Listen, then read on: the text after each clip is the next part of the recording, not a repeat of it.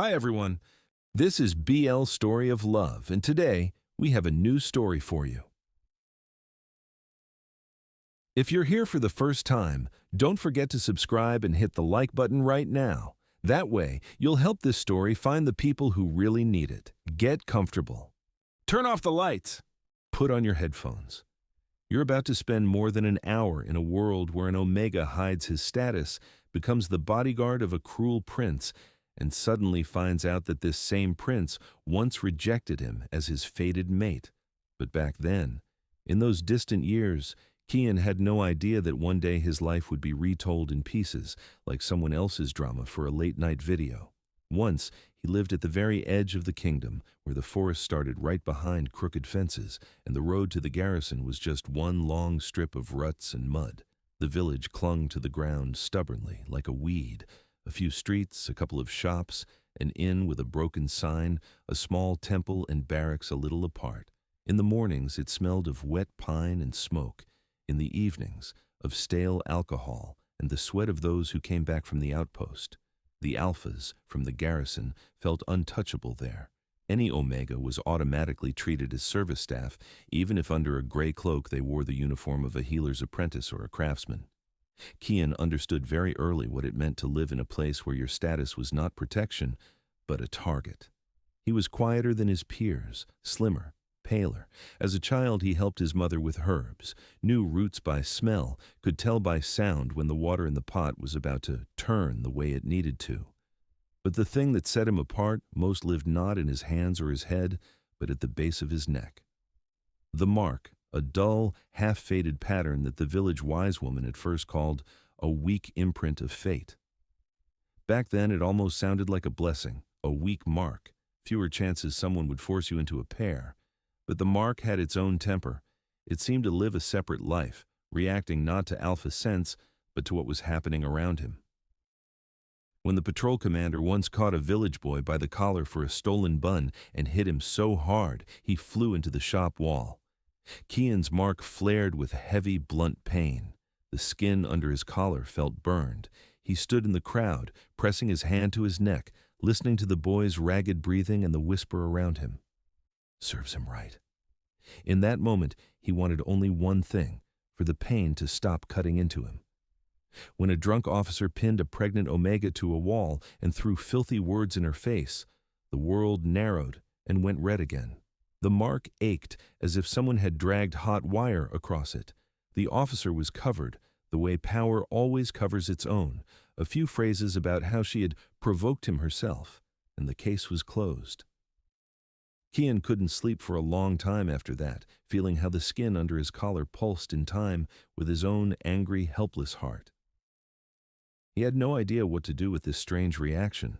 He didn't know how to shout. He didn't throw himself under fists. He just froze, listening to people justify someone else's blows, and thought that if the mark ever truly flared, he might not even notice, because it hurt almost all the time.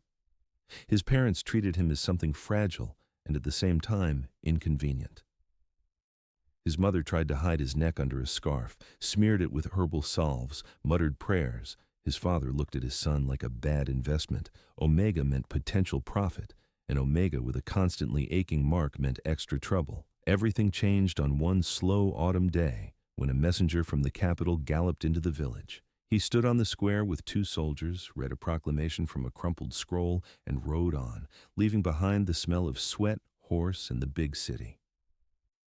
The main point of the decree was simple. The royal court was searching for Omegas with special compatibility for the crown prince. There were no direct words about a mate, marriage, or fate, only dry phrases about medical examinations and constitutional assessment. But people didn't need details. Rumors filled in the rest. The prince was looking for his true mate. For most, it sounded like a fairy tale. For some families, like a chance to claw their way out of the mud. For Kian's parents, like their last lottery ticket. They never asked what he wanted. In the evening, his father came back from the village council with shining eyes, smelling of cheap liquor and determination. His mother silently took his best shirt out of the chest. At night, they talked in the next room, thinking their son was asleep. They counted how much they could demand from the palace stewards if they got lucky. The word love was not said even once, words like profit and rise several times. In the morning, Kian was simply informed. He would go to the capital with a group of selected Omegas. No one asked his opinion. They never did. The trip took several days. The carts shook over rocky stretches, night lodgings were damp and cold. On the road, palace officials trained them how to stand, where to look, which words were allowed and which better forgotten. Omegas sat pressed against each other, soaking in these instructions like a sponge soaks dirty water. Some cried at night, some giggled and dreamed about luxury. Kian was silent. The capital smelled different, not of village smoke and wet peat, but of stone, horses, perfume, and fried meat. At the palace gates, the scents grew even heavier: floral oils, expensive tobacco, steel, freshly cleaned leather. And above all this, a special note of power. Cold, dry, like the smell of a well-sharpened blade, they were led through corridors that swallowed footsteps like moss. Kian listened to whispers behind the walls, to the scratch of quills in the chancery, to crystal ringing somewhere far away. His own breathing seemed too loud. The examination was humiliating, but not openly cruel. Doctors measured pulse, took blood, ran their hands along the spine, wrote something down. All that was required of the Omegas was obedience. They stood in line like merchandise, and with every passing second that thought pressed heavier on Kian's chest. In the waiting hall, he ended up in the third row, closer to a column. They ordered him to lower his eyes, and that was easy. He was already afraid to look up. His throat was tight, his shoulders ached from tension. The collar chafed his mark so badly he wanted to tear off his shirt and just breathe. The crown prince did not enter alone. First came the advisors, dry figures in dark coats smelling of ink and exhaustion. Then the guards, their footsteps thudding heavily. Only then, him. Kian sensed him before he heard his steps. First, the scent, heavy, thick, dark-spiced, like expensive wine mixed with bitter spices. There was something metallic in it, like an electric charge before a storm. Kian's head spun, the mark flared. It was unlike anything he had felt before, as if someone pressed a scorching hand from inside his skin, pain mixed with a strange, frightening relief, as if a long, aching wound suddenly recognized the source of its pain. For a heartbeat, the world became too bright. Every sound sharpened, every smell cut more deeply. He heard one of the doctors suck in a sharp breath. A counselor whispered something about an artifact. For a fraction of a second, all murmurs in the hall died. That could mean only one thing. Others had noticed the reaction too. The prince came closer. His steps were measured with military precision. No hurry, no lazy swagger. He stopped at each row, let his gaze linger for a second, moved on. Kian felt the scent grow heavier with every step, felt the mark filling with heat. When that scent wrapped around him completely, he almost exhaled out loud. His muscles clenched with the urge to step forward. Everything inside screamed, "Here." Finally, found. The prince stopped in front of him, but not too close. Through his lashes, Kian saw a silhouette. Tall, straight shoulders, dark uniform, golden emblem glinting on his chest. He barely made out the eyes, only the overall cold in the gaze fixed somewhere above his head. For some observers, this could have been the climax of a fairy tale. For him, a brief moment when the world held its breath, and then it shattered. The prince's lips twisted barely noticeably. He turned his head to the nearest advisor. His voice sounded level, emotionless. But Kian, used to catching intonations, heard the faint note of irritation. He didn't hear the words, but he understood the meaning by tone alone.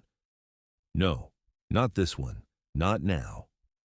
Later, the protocol would read, "Compatibility confirmed, bond possible, at the heir's request, declined."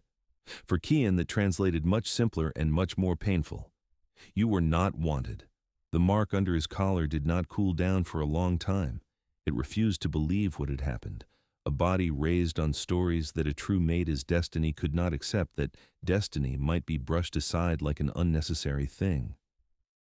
They did not keep him in the palace. They did not explain kindly or try to comfort him. They simply led him quietly out of the hall through a side corridor, handed him a small pouch of coins, travel allowance, and a short letter confirming that he had taken part in the selection. There was no mention of the mark in that letter, only a dry line. "Does not meet the court's requirements." He never showed that letter to his parents. Going back to the village meant walking into a house where people would look at him as a wasted chance. He had seen those eyes in childhood when he failed to meet someone's expectations. In the capital, he had no home, no acquaintances, no plan, but at least one advantage. No one here knew who had once rejected him. He rented a corner in a cheap flop house behind the market and got work as a helper in a shop, then as a porter in a warehouse. Jobs changed like dirty water in a basin, but one rule stayed the same. An Omega was cheap, especially one who didn't complain. He learned early to suppress his scent, first with herbs bought from street healers, then with hormone pills whispered about in back alleys. He hid his mark under high collars, scarves, layers of salve. He held his shoulders straighter, dropped his voice lower, kept his gaze calm. He learned to answer harshly when someone's hands went where they shouldn't. Several times he had to fight for real, in filthy passages between warehouses, to the whistles and jeers of onlookers. After one of those fights, he sat on a stone step by the docks, pressing a rag to his split lip, feeling his mark burn not from any bond, but from raw animal pain.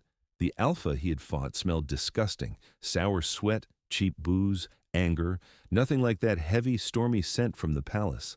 But his body still reacted, as if every blow and every insult made the mark flare in answer. That night he swore an oath, not out loud, not to anyone else, just to himself. Clenching his fists until nails cut his palms, he promised never again would any alpha have the right to decide who he was. The mark was not a sentence, not a promise, not a ticket into someone else's life. The mark was just a scar, a glitch of nature, an extra pattern on the skin that could be hidden. He built an invisible wall of habits and masks around himself. He learned to walk in a way that people would easily mistake him for a beta, figured out how security firms worked, places where an Omega's status did not matter if you could hold a knife and keep a cool head. He began to train. Running stairs, working with weapons, drilling holds against opponents bigger and stronger than him. Years passed. He heard the prince's name often, in the news, in street talk, in curses and admiring sighs. In some stories, the heir was a hero, in others, a monster. For Kian, he remained only a scent, a flare of pain, and a line in a protocol. At the heir's request, declined. He had almost managed, almost learned to live as if the mark were just a skin defect, almost stopped flinching when he heard the words true mate somewhere nearby, almost believed that his vow to never again let an alpha choose for him meant something. And then men from the royal service knocked on his door and brought an offer no beta bodyguard in their right mind would refuse. A highly paid contract, special terms, access to the palace, bodyguard duty for the crown prince, and the oath sworn on a dirty stone step quietly but inevitably collided with the very mark that had once been rejected. In the cheap districts of the capital, time was measured not in days and weeks but in noise. You knew the change of patrols by the clatter of weapons and rough voices under the windows, the runs to the blood-buying clinic by the steady stream of footsteps towards the old docks. Night differed from day only in that the usual din was seasoned with drunk howls and hoarse fights around the corner. Kian understood quickly. An Omega without protection did not live long in this city, especially an Omega who smelled of fear and other people's pain, like he did. First, he hid in the obvious ways. He cut his hair short, almost to the skin, so no one could grab it on the street, wore shapeless jackets and stretched sweaters that hid his body, walked in a way that drew no attention, a little hunched, never letting his gaze rest on anyone for more than a second. He learned to dissolve into crowds, to turn into just another nameless shadow between the market and the flophouses. He dragged his scent down and muffled it as hard as he could. The old healer on the outskirts smirked the first time she saw him and said, "You can't trick nature." But a few months of regular decoctions and cheap pills made his smell flatter, closer to neutral. In the crush of sweat, smoke, and low-grade perfume, few could tell a beta from a carefully muted Omega. His main weapon became something else, the skill of reading movement. In alleys where the police showed up only after the bodies were gone, those survived who could feel the slightest shift in rhythm, a footstep that suddenly sped up behind your back, a wrong silence in a group about to attack, the tiny catch in a breath right before a hand reaches for a knife. Keon honed this sense not in a gym, but on fear. He learned to leave a street where laughter grew just a bit too loud before it turned into screams, learned to skirt dangerous groups a block away, guided only by the echo of their voices, learned to spot cover where others saw only trash heaps and crumbling walls. More than once, that saved his life. Once, when two alphas decided to have fun with a quiet guy in dark clothes and never managed to touch him because he slipped out of sight at a corner. Another time, when someone pulled a knife in the Flophouse dormitory, and he, feeling the air grow heavy like before a storm, simply went to sleep in the kitchen lady's storeroom. He took all sorts of work, a carrier at warehouses, an errand boy in a tavern, where an extra glance could earn you a punch in the face, an assistant to a shady healer who took payment not only in coins, but in favors. Everywhere he was someone it was easier not to notice. He stumbled on the underground fights by accident. One rainy night, hiding from the downpour, he ducked into an old dockside warehouse. A crowd had gathered there, dock workers, soldiers on leave, small gang bosses. In the center was a makeshift ring of old boards. Around it, shouting, betting, the smell of blood and cheap booze. He wasn't interested in the fights themselves. He watched the crowd, how shoulders tensed before a punch, how the whole hall held its breath when a fighter stumbled, how the security at the entrance swapped tiny glances when a stranger came in. At first, they tolerated him as just another kid in the corner. Then, someone noticed that he wasn't just staring. He quickly, accurately helped after the fights. He dragged the injured aside, wrapped wounds, knew how to stop bleeding, how to press ice, how to hold a head so a man didn't choke. He didn't shy away from the work. He hauled the half-conscious off the ring, wiped blood from the floor, offered his shoulder to those who could barely stand. In all that filth and chaos, his apprentice healer skills turned out more valuable than in any peaceful market stall. That was where someone finally really noticed him. The recruiter from a private security firm was a short, wiry alpha with sharp, assessing eyes. He didn't shout or wave his arms like the regulars. He just leaned against a post and watched. Who fought how, who fell how, who got back up, and who stayed behind after the fights, not turning away from blood. One evening, as Keon once again helped drag a half-conscious fighter from the ring, the alpha stepped closer. Quietly, so only Keon heard, he said, "You move well. Want a job where they pay more than loose copper?" At first, Keon tensed. Any higher offer in his experience meant more control and less freedom, but the recruiter spoke without the usual predatory undertone. His voice carried the dry evaluation Keon knew from childhood, from the village healer, the way you look at material you might work with. The offer was simple. Training at a bodyguard school attached to a major private firm. Officially, a course for betas. Unofficially, a chance to escape the part of the city where an omega with a noticeable scent quickly turns into someone's toy or someone's property. There was one condition: no personal surprises. The system didn't like unknowns. Keon had to match whatever the form said. A beta with no family ties, no debts, no anchors. He agreed. No bargaining, no digging into who the client was and what the price would be later, because the street had taught him. If there's a chance to climb over one wall without yet thinking about the next, you take it.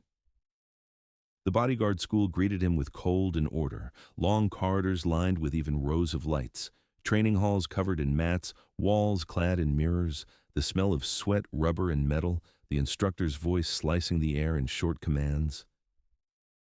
For the first time in a long while, he was in a place where people didn't see him as a weak link, but as raw material for a tool. No one cared whether he liked alphas, what he dreamed about, or how he felt. They cared how fast he reacted, how cleanly he repeated a shown move, how long he could stay on his feet. He fit into this system almost without friction. A light body trained for survival in alleys picked up throws and dodges quickly. His skill at reading micro-movements carried into sparring. He saw in advance when a partner shifted weight onto their toes, when a shoulder twitched, when a breath changed halfway through. Where other trainees were just beginning to grasp what it meant to anticipate a threat, he simply did what he already did on the street. His omega status became the chief's secret. He upped the dose of anti-pheromone meds until they made him nauseous at first. He followed the injection schedule strictly, so his scent wouldn't spike at the worst moment. He hid his mark under a high-collared uniform shirt. If someone accidentally brushed his neck in practice, he reacted calmly, without the instinctive flinch most Omegas couldn't control. The locker room always reeked of alphas and betas. Deodorant, shampoo, male sweat, traces of adrenaline. Against that background, picking out a muted Omega was almost impossible. Kian relied on that and behaved accordingly, kept his distance, avoided being caught alone with anyone too perceptive, and stayed away from situations where personal boundaries blurred, like communal baths or drunk celebrations after exams. Instructors looked at him with approval. Their reports probably used familiar phrases: excellent reflexes, stress-resistant, keeps a cool head. He never snapped when another rookie was knocked down too hard, never stepped in when someone was bullied out of personal dislike. He just took note of who did what and remembered. In class, they were taught the theory: how to spread attention in a crowd, how to build roots with a minimum of exposed space, how to shield a client with your body without turning it into theater, how to stay just a shadow until the moment you had to become a wall. For many of the trainees, this was new. To him, it felt painfully familiar. He had always walked, not in front and not at the very back, but exactly where he was least noticeable. Now that was praised as a professional virtue. By the end of the course, assignment lists became the main topic in the barracks. Some dreamt of guarding big trading houses, others wanted contracts with wealthy private clients. The most talked about option was, of course, the elite wing of the Royal Guard. By then, the Crown Prince was already a legend, but not the fairy tale sort. In cheap districts, his name was spoken in low voices with a mix of mockery and fear. People talked about a cold character, about cruelty, about strange decisions at the border. Newspapers framed him as a hero, but in back rooms he was called a difficult client, moody, dangerous, unpredictable. Getting into his personal guard was considered both an honor and a trial. By the time graduation neared, lists were circulating quietly around the class. Some names were already linked to trading houses, others to diplomatic missions. Kian's file had been set aside in a separate thin stack before he ever knew it. Too many goods, excellent physical scores, flawless discipline, no family, no ties. The system loved people like that. He was called into a separate office. Inside it smelled of paper, coffee, and something else, the sterile, slightly sharp note of power. 3 men sat behind the desk, a school representative, an officer in Royal Guard uniform, and the same wiry alpha recruiter who had started all of this. A folder lay on the table. In a brisk, business-like tone, they explained his dossier had been considered for Royal Guard service. Not in the general ranks, in the heir's personal security detail. The contract promised strict confidentiality, additional training, higher pay, and importantly, housing away from the cheap districts. Something inside him froze for a heartbeat. The prince's name was spoken calmly, without drama. But under that calm, his life felt like it had slipped into a noose. Saying yes meant stepping into a world that had once already rejected him.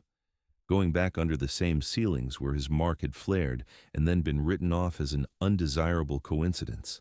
Saying no meant going back to the very alleys he had just clawed his way out of, to flophouses, underground rings, donor beds where they drained your blood for money until you had no strength left. The choice wasn't romantic, it was brutally practical, and that made it hurt more. He didn't give himself much time. He simply pictured again sleeping under a leaking roof, listening for steps outside his door. He pictured trudging to a back alley clinic, clutching a few coins, waking up because someone had decided to check how weak he was. "Sign," said the dry inner voice that had long since started sounding like his instructor's. His hand wrote his name, steadily, clearly. The small date at the bottom became a turning point, though he barely felt it.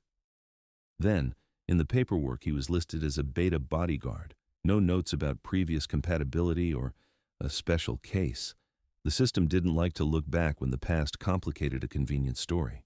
The mask he had built for years became official. He was no longer a nameless survivor from the slums or the failed village Omega from the old selection. In the registry, he was a beta with no family, no debts, excellent training, and perfect references. The ideal bodyguard for a capricious prince, the country imagined as harsh as winter wind. The mark at the base of his neck, lay quiet. Under cloth and medication, it seemed dead. Kian convinced himself that it was, that everything that had happened in that palace hall years ago had died along with that line in the protocol. At the heir's request, declined, he didn't let himself think about the fact that fate you can scratch out on paper rarely disappears. More often, it waits for the day you walk back to the same door you were once turned away from. Right now he saw only the contract, the new walls, and the new role. The bodyguard's mask settled tightly over his face, and with it, the illusion that the past would stay exactly where someone once threw it. The prince's palace smelled different from the royal court Kian remembered from his youth. Back then, they had led him through polished reception halls, heavy incense, the sweet thickness of expensive flowers, wax, gilt, the rustle of brocade. That day, everything looked like a picture from a child's storybook, though he had already been empty and cold inside. Now, the route was different. Service gates, document checks, short-clipped commands from the guards, a narrow hallway whose walls were damp with age and too many feet. The smell of old paint, gun oil, sweat, cheap detergent. It was the same palace turned inside out, not the shop window, but the mechanism. Rumors about the heir's character flowed through the city as freely as stories about the black market. In taverns, he was called cruel and spoiled. In flophouses, they whispered that he broke people for fun, ruined families with one stroke of a pen, bought omegas in bulk and discarded them when he got bored. For those who had never seen him, he was a convenient scarecrow, the face of every decision that made their life harder. Kian was not the kind to blindly believe rumors, but he knew on his own skin, every rumor grows out of a small seed of truth, wrapped in other people's fear and fantasy. His first real encounter with the prince happened in the guard training yard. The morning was cold, stone underfoot damp. Kian stood in the line of new close protection guards, feeling the breath of dozens at his back, counting heartbeats so he wouldn't think about where he was. The prince entered not from the grand staircase, but through a side door, like someone used to the place, not to an audience. No herald, no announcement, just footsteps on stone, the faint jingle of spurs, a shadow sliding along their row. He was a different man from that young heir who had once coldly turned away from a provincial omega in the selection hall. Now he had the body of a grown alpha, hardened by war and endless drills. His shoulders were broader, his movements sharper and more economical than any courtier's. His hands looked more like a soldier's than someone used to holding a pen. His scent hit Kian's memory just as sharply as it had then. Heavy, dark-spiced, threaded with the metallic tang of a coming storm. Now it was mixed with sweat from training, with leather, gunpowder, iron. The mark gave a small, dull twinge, as if something under his skin had twitched and gone still again.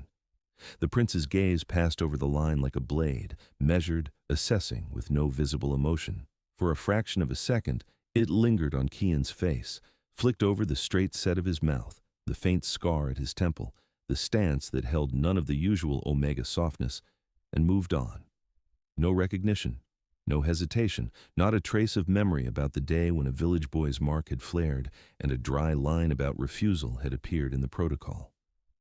To the heir, this was just another row of faces, another set of bodies meant to stop bullets and knives for him. The training day dragged like a half-healed wound.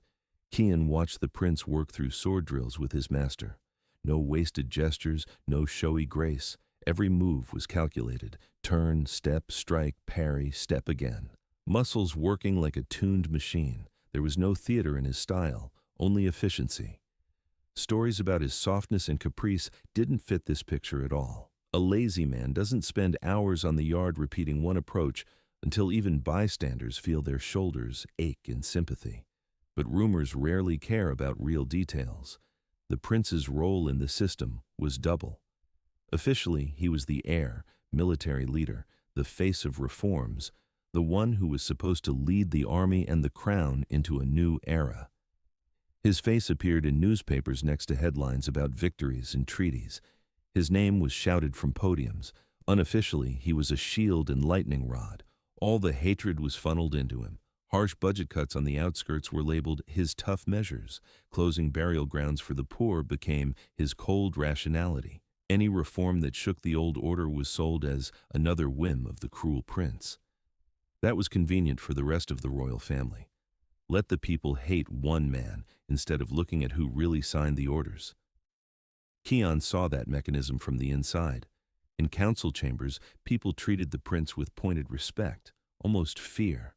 But as soon as he left, the whispers started in the halls. Advisors took their irritation out on guards, secretaries on each other, servants on kitchen boys. They all needed somewhere to pour the poison, and the safest target was the man already cast as the monster. At the same time, it was clear, part of the legend the prince maintained himself. He didn't soften orders for appearances. He didn't add comforting speeches to harsh decisions.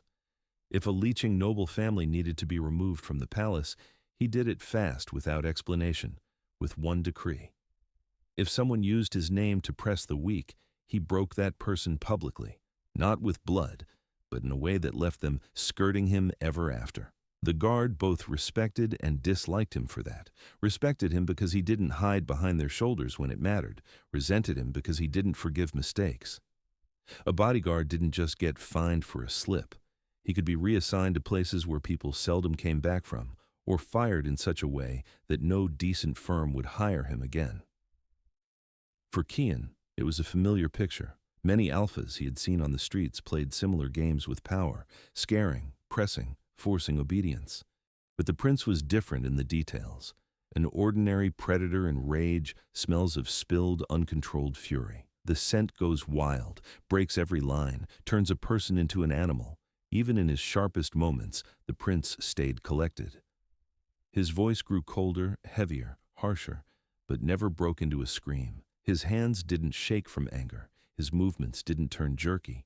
It was the anger of a man who kept his own beast on a leash rather than letting it roam.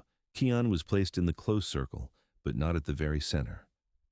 He stood half a step farther from the throne, slightly aside in corridors, in the shadow of a column in halls, close enough to see the prince's shoulders tense when border envoys entered, close enough to hear him cough at night after trips through smoke and mud at frontier forts, close enough to notice how long he lay awake when battlefield blood still clung to his hair, despite water and soap.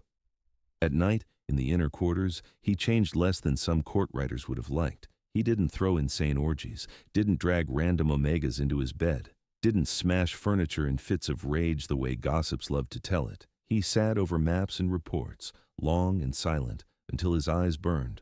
Sometimes he went out onto the balcony and stood gripping the railing until the night chill cut to the bone. In all this, Kian felt a strange dissonance. The man people hated as a monster lived inside his own rigid cage built of duty and other people's expectations. The monster mask was both armor and shackles. For Kian, that was doubly dangerous. On one hand, it would have been easy to forget himself, to see not the legend, but just a wounded alpha he could empathize with. On the other hand, he had to remember. This was the same man who had once turned away when Kian's mark burned bright. Whatever his complexity, he could still shatter someone's life with a single decision, so Kian watched, memorized, put mental marks on every shift in tone, every change in scent, every habit, not because he was searching for the man inside, because that was his job. For now, the prince was only a client, dangerous, contradictory, unnervingly alive under the armor of rumors, but still a client, and Kian had no idea how quickly that careful distance would collapse the moment a hand brushed his neck and the mark he thought dead blazed back to life. In his first weeks in the close circle, Kian lived in a state of constant self-control. He built an invisible corridor around himself out of half-steps, memorized routes, and the habit of always standing so there was at least one person between him and the prince. In the guard room, he always took the chair by the wall where the swirl of scents blurred together. In corridors, he stayed half a stride farther back than protocol demanded, as if slightly misjudging the formation. Colleagues chalked it up to personality, a quiet, reserved, excessively precise beta who took the manual too seriously. No one guessed that every extra centimeter of air between him and the air was a matter of survival. If the mark decided to wake, the beta mask would crack in an instant. He planned everything, where to stand on the stairs so the prince would not pass too close, how to slot himself into a protective circle so their shoulders wouldn't touch, how to smoothly switch spots with another bodyguard if the route suddenly changed. It was his private invisible fight, not with enemies, but with his own body.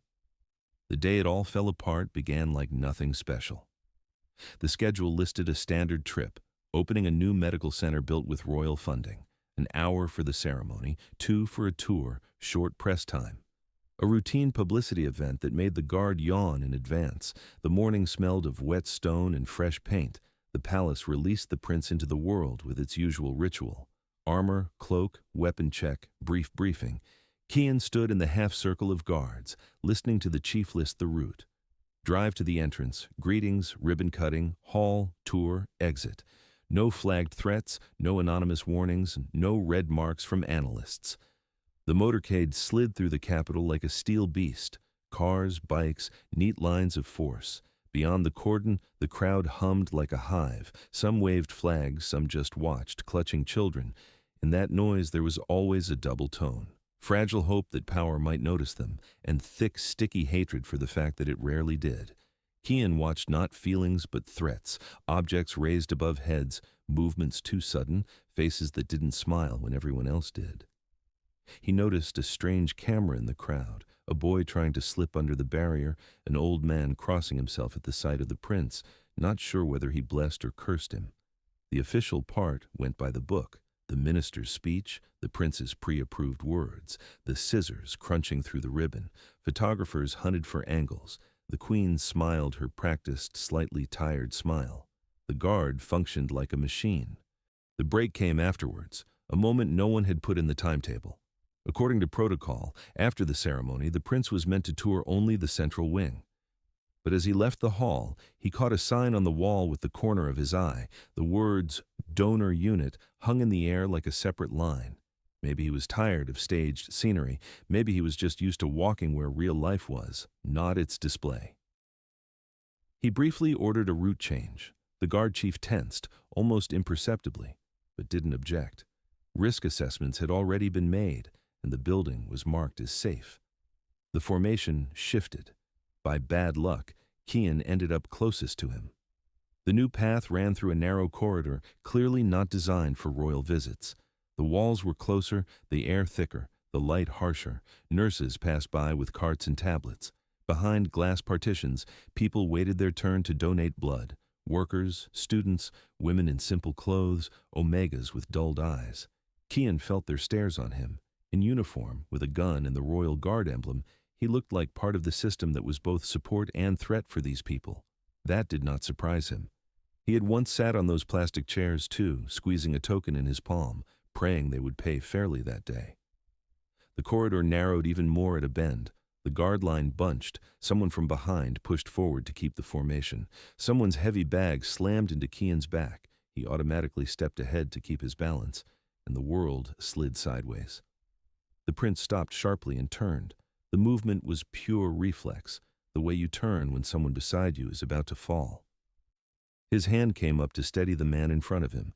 The fingers landed exactly where bodyguards are trained to grab a person to keep them upright, at the base of the neck, on the very patch of skin Kian had hidden under high collars for years.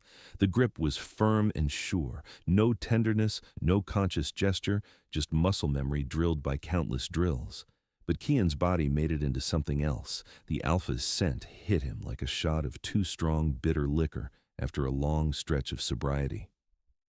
The same heavy, spiced storm metal scent that had once spun his head in the selection hall and then been declared a mistake. The mark flared, not with its usual dull background ache, but with real, living fire, as if boiling water had been poured under his skin. The pain was pure and blinding, but beneath it came another layer, that forgotten snap of recognition he had once barely had time to feel. For a second, Kian lost sound. The corridor dissolved into white noise. Only the fingers on his neck and the scent remained. Somewhere to the side, the guard chief barked a command, but the words slid away. His heart slammed against his ribs, his breath stuttered. Something under his ribcage clenched and unfolded at once.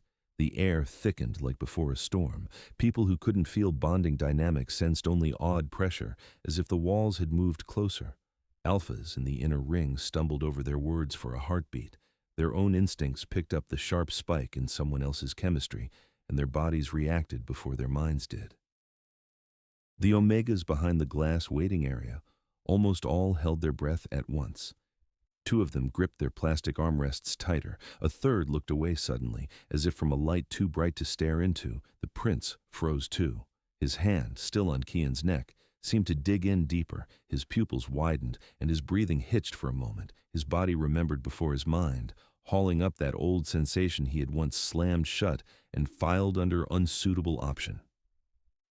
Recognition flickered in his eyes, not of a name or a face, but of the response. In that short look there was too much, a flash of anger at himself, a dry fear of something he could not control, and the quick, practiced habit of crushing anything that got between him and his plans. His fingers tightened for a heartbeat, then released. The hand dropped away.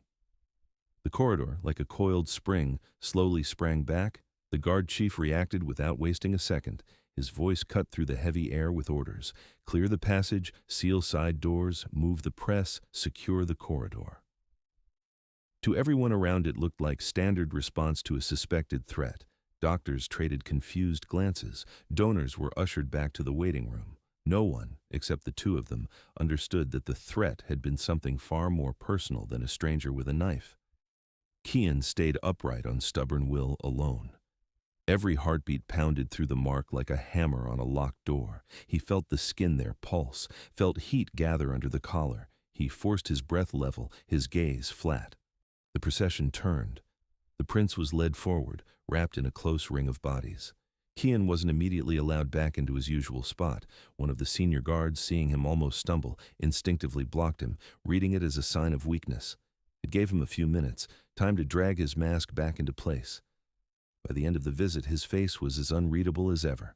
Inside, everything settled in layers. That old hall, the brief turn of a profile, the dry line, declined at the heir's request, and now, a hand on his throat and a flash of fire.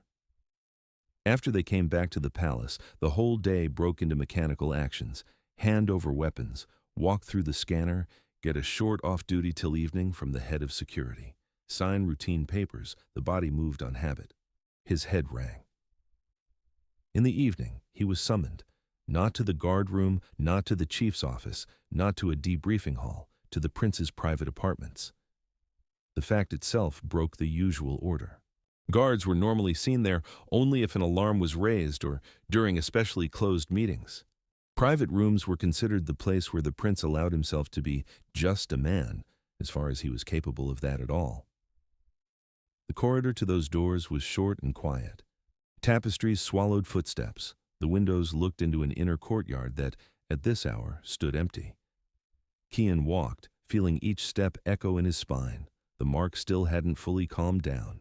Under his skin lingered a stupid, irritating sensation of someone else's presence. One of the senior guards met him at the door, gave a silent nod, and disappeared. After that, Kian was alone. Inside, the apartment smelled of gun oil, paper, night herbs, and a faint hint of smoke from the fireplace. No incense, no cloying perfume. This space was as functional as the training yard, just more closed off. The prince stood by the window, back to the door. His shoulders were tense, hands linked behind his back. There was something in his posture of a predator, cornered not from outside, but by his own thoughts. Kian stopped at the required distance, keeping his stance even. Silence stretched out. In that quiet, he clearly heard two rhythms, his own heartbeat, not yet back to normal, and the heavier but strangely steady heartbeat of the alpha at the window. Finally, the prince spoke. His voice was low, cold, carefully controlled. No surprise, no confusion in it, just the facts. He knew what had happened, not everything, not the details of a long-forgotten selection, but enough to call it by its name. The mark, compatibility. A bond he had once consciously rejected, now encountered again, in the body of a man he had considered just part of his security. He didn't ask for confirmation, didn't say things like, "Is this true?" His speech sounded like a report to himself, a bug in the system he had once gone around instead of fixing. For Kian, it was both a relief and a blow. A relief, because what had happened in the clinic corridor wasn't his imagination, wasn't a glitch in his suppressants or some random reaction. A blow. because the fact he'd tried to bury for so many years was raised to the surface by someone else's cold voice. All the years he had lived as a beta, all the injections, all the scent masking, all the nights spent convincing himself the mark was just a scar, turned out to be a thin crust over living tissue. The bond one party had refused hadn't died. It kept living, quietly and stubbornly, until one accidental touch tore everything open again. He stood and listened as the prince dryly acknowledged. In his personal space there was now a variable that couldn't be ignored. Not an omega, not a bodyguard, not a subordinate, but the bearer of that very mark once deemed disadvantageous. Somewhere deep inside, the old pain answered with its usual dull cold, the first rejection they had survived in silence, each in his own way. A second time, silence was no longer possible, but the words that could describe any of this stuck in his throat. The world Kian had built around himself was splitting at the seams, a life without a mate, without a mark, a life where he decided on his own who he was, turned out to be an illusion. Again he was forced to exist in coordinates he hated: alpha, omega, bond, rejection. There was only one difference now. He had not only a mark and someone else's decision, but also the mask of a bodyguard and the skill of surviving in any structure, and ahead were days in which he would have to keep his face calm while inside burned the same fire someone had once tried to walk away from. After the incident at the clinic, the schedules and reports barely changed, but reality shifted in a way no paper could fix. Security forums started using phrases like enhanced escort, elevated threat level, and need for constant presence of a trusted close protection officer. For Kian, that meant one thing. From now on, he practically never left the prince's side. Before, his shifts rotated. There were hours when he could dissolve among the others, disappear into the training hall, go down into the city beyond the cameras. Now he'd become a constant value next to the air. Morning drills, meetings in the small council chamber, audiences, rare trips outside, even late walks in the inner garden. The whole route now repeated with one unchanging shadow a few steps behind. The distance shrank to arm's length.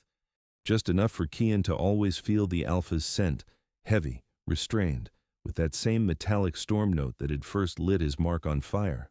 The suppressants he used still worked. His own status stayed muted and dull. But his body reacted anyway. Not like in the clinic corridor, no blinding strike, but with a steady, stubborn pulse under the skin. The mark no longer stayed quiet. It lived as a low, insistent ache. After that day, the prince became even harsher, not in his orders, in the details. It was as if he had drawn an extra invisible line around himself, one he didn't cross, not even by accident. No casual touches, no movements closer than protocol required. If before he might absent-mindedly put a hand on the nearest guard's shoulder, shifting him aside or pulling him closer, now he kept his hands to himself. He didn't leave personal things lying around. Even his cloak always hung on the same hook, as if order outside helped him hold back chaos inside. Talk between them was rare and strictly functional. Root questions, clarifications on how many people would be in a room, dry comments on mistakes and corrections. No casual lines about the weather, no empty remarks about what was happening outside the window. At some point, Kian realized he hadn't heard a single word from the prince that wasn't work-related in weeks. That dryness was their shared insurance policy. Their unspoken agreement had 2 clauses, which neither of them voiced but both followed. First, Kian would not claim what biology had once promised him. He wouldn't treat the prince as his mate, wouldn't use words, glances, or gestures to remind him of the mark. Second, the heir would not use their bond as a tool of pressure, wouldn't yank on it like a leash, wouldn't allow himself what any other alpha would have taken for granted. They paid for that with constant tension. Kian clung to professionalism like the only solid shore. He woke earlier than the rest to run his body through drills while the corridors were still empty. He obsessed over his weapons, checked slides, holsters, comm clips as if the state of the metal determined whether something else inside him would snap. After each shift, he wrote short, dry notes on routes and people, leaving no room for extra thoughts. Sometimes he caught his colleagues watching him, not suspiciously, just unsure. For them, he was the favorite bodyguard the prince oddly kept by his side at all times. Some saw it as a sign of trust in a professional. Others saw the caprice of a spoiled heir attached to a convenient thing. Rumors crawled about a mysterious beta who, they said, had saved the prince's life, about some debt, about an old connection. Court Omegas stayed away from this pair. Their bodies, even dulled by meds and manners, sensed things the betas did not. Whenever Kian and the prince were in the same room, the air grew denser, the smell richer, like before a storm. No obvious signs, but enough reason not to come closer. Little clusters of whispering omegas scattered near the columns, as soon as the prince walked in with his usual shadow. In the briefing rooms, everything looked simpler. There, words and numbers ruled. The heir sat at the head of the table, advisors arrayed around him. Kian took his position at the wall, slightly to the left so he could see faces in lines of fire. He listened to the voices and heard more behind them than written reports ever showed. The finance minister spoke with confidence, but under the ring of numbers rattled fear of losing his chair. The border representative recited memorized phrases about stability. His voice carried the smell of desperation from camps where everything was lacking. Some courtiers talking about controlling omegas and the need for tough measures didn't smell of state care at all, but of personal disgust and hatred. In these scenes, the prince was exactly as caricatures painted him, harsh, impatient with weakness, ready to cut off anyone trying to dodge a straight answer. His question could sound like a sentence, and the silence after, like the announcement of punishment. But Kian, used to listening deeper, heard something else. Whenever the talk turned to border camps for omegas and refugees, a special note appeared in the prince's voice, a dry, heavy anger aimed not at the victims, but at those profiting from their situation. Once, during a trip to a border town, this came out clearer than ever. The visit was officially an inspection. The prince was to examine fortifications, meet the commandant, hear a security report. The camp for Omega refugees had been tacked on as a secondary item, almost a formality. They'd planned a brief walk along the perimeter, a few protocol questions, and a gesture of sympathy for the cameras. By the time they arrived, the camp's smell hit them even before the doors opened. A choking mix of sweat, cheap disinfectant, damp cloth, fear, and resignation. Kian noticed at once how the prince's shoulders tensed, not from disgust, but from an inner bracing. The commandant greeted them with a polished speech about a difficult but controlled situation. His voice was loud, smug, with that oily undertone common to men used to controlling other people's lives without oversight. He talked about quotas, rations, recent incidents of disobedience among Omegas. Kian listened and saw the numbers behind the words. Bodies lying right on the ground, wrists too thin, a clinic window covered in yellowing plastic where watered-down IV bags hung. He heard coughing. No one tried to hush. He caught in the Omega's whispers by the fence, not just fear, but dulled pain from being written off. For a while the prince walked along the prepared route, past the neatest barracks, past a painted fabric map of the camp. Then he stopped. There was nothing theatrical in that stop, just the point where his patience ran out. He demanded real numbers, not the ones in the reports. How many people to a bed? How many medics per shift? How many Omegas had been transferred to unknown locations in the last month? His voice was dry, each word a crack of teeth. The commandant tried to joke it off with phrases about difficult conditions, but under that direct stare, he faltered. Kian stood slightly back, and for the first time in a long while, wished his hearing would fail him. But he heard everything. How, in the commandant's tone, the true attitude to material slipped out. How one officer muttered to another they had overdone the savings.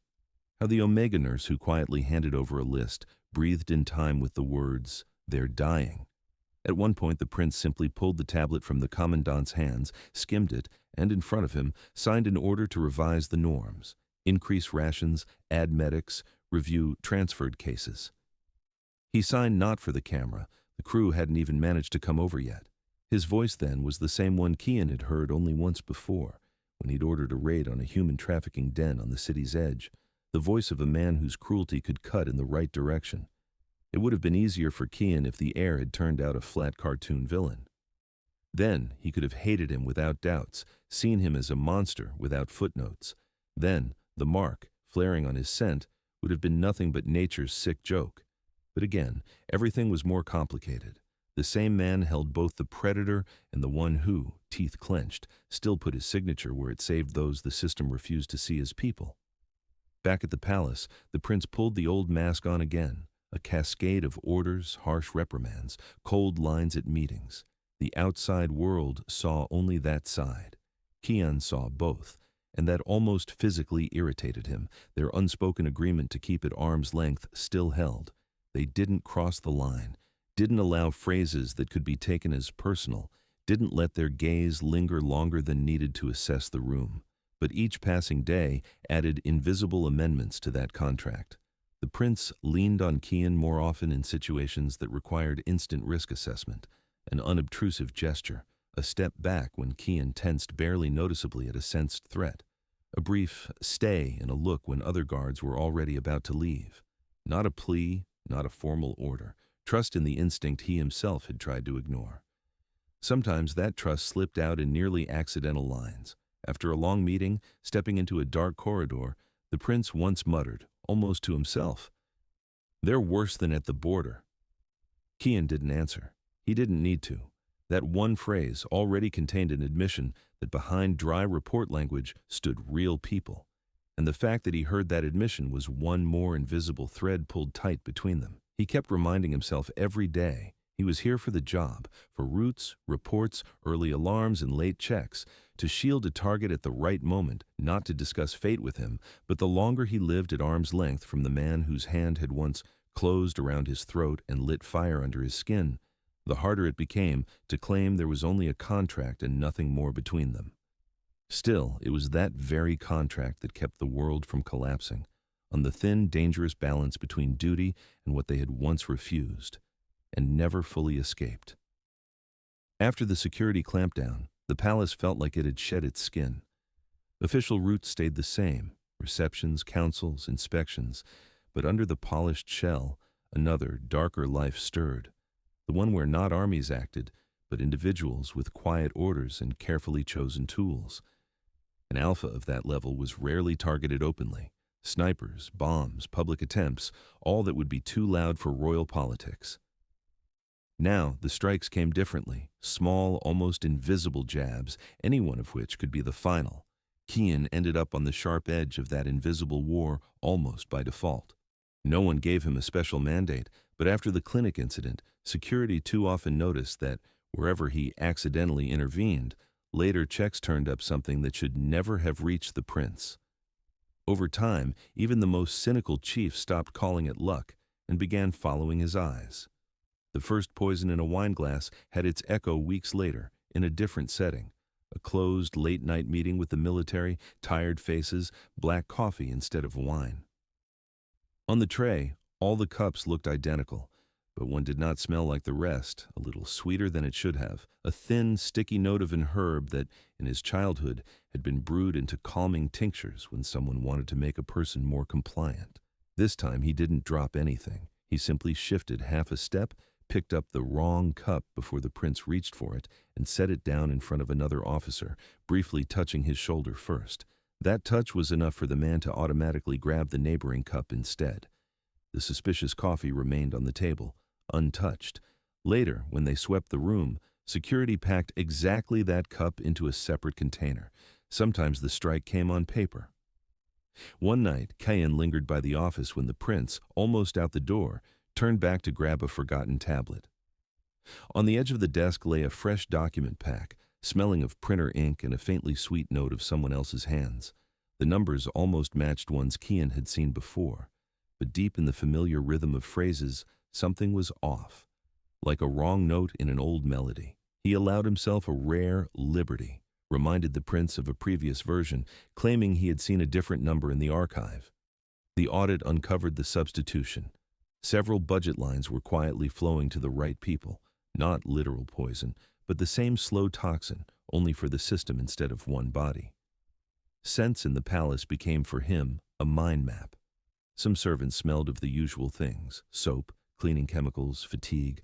Others brought in thin foreign notes, heavy spices not used in the royal kitchen, a cologne too sharp for palace taste and more common outside.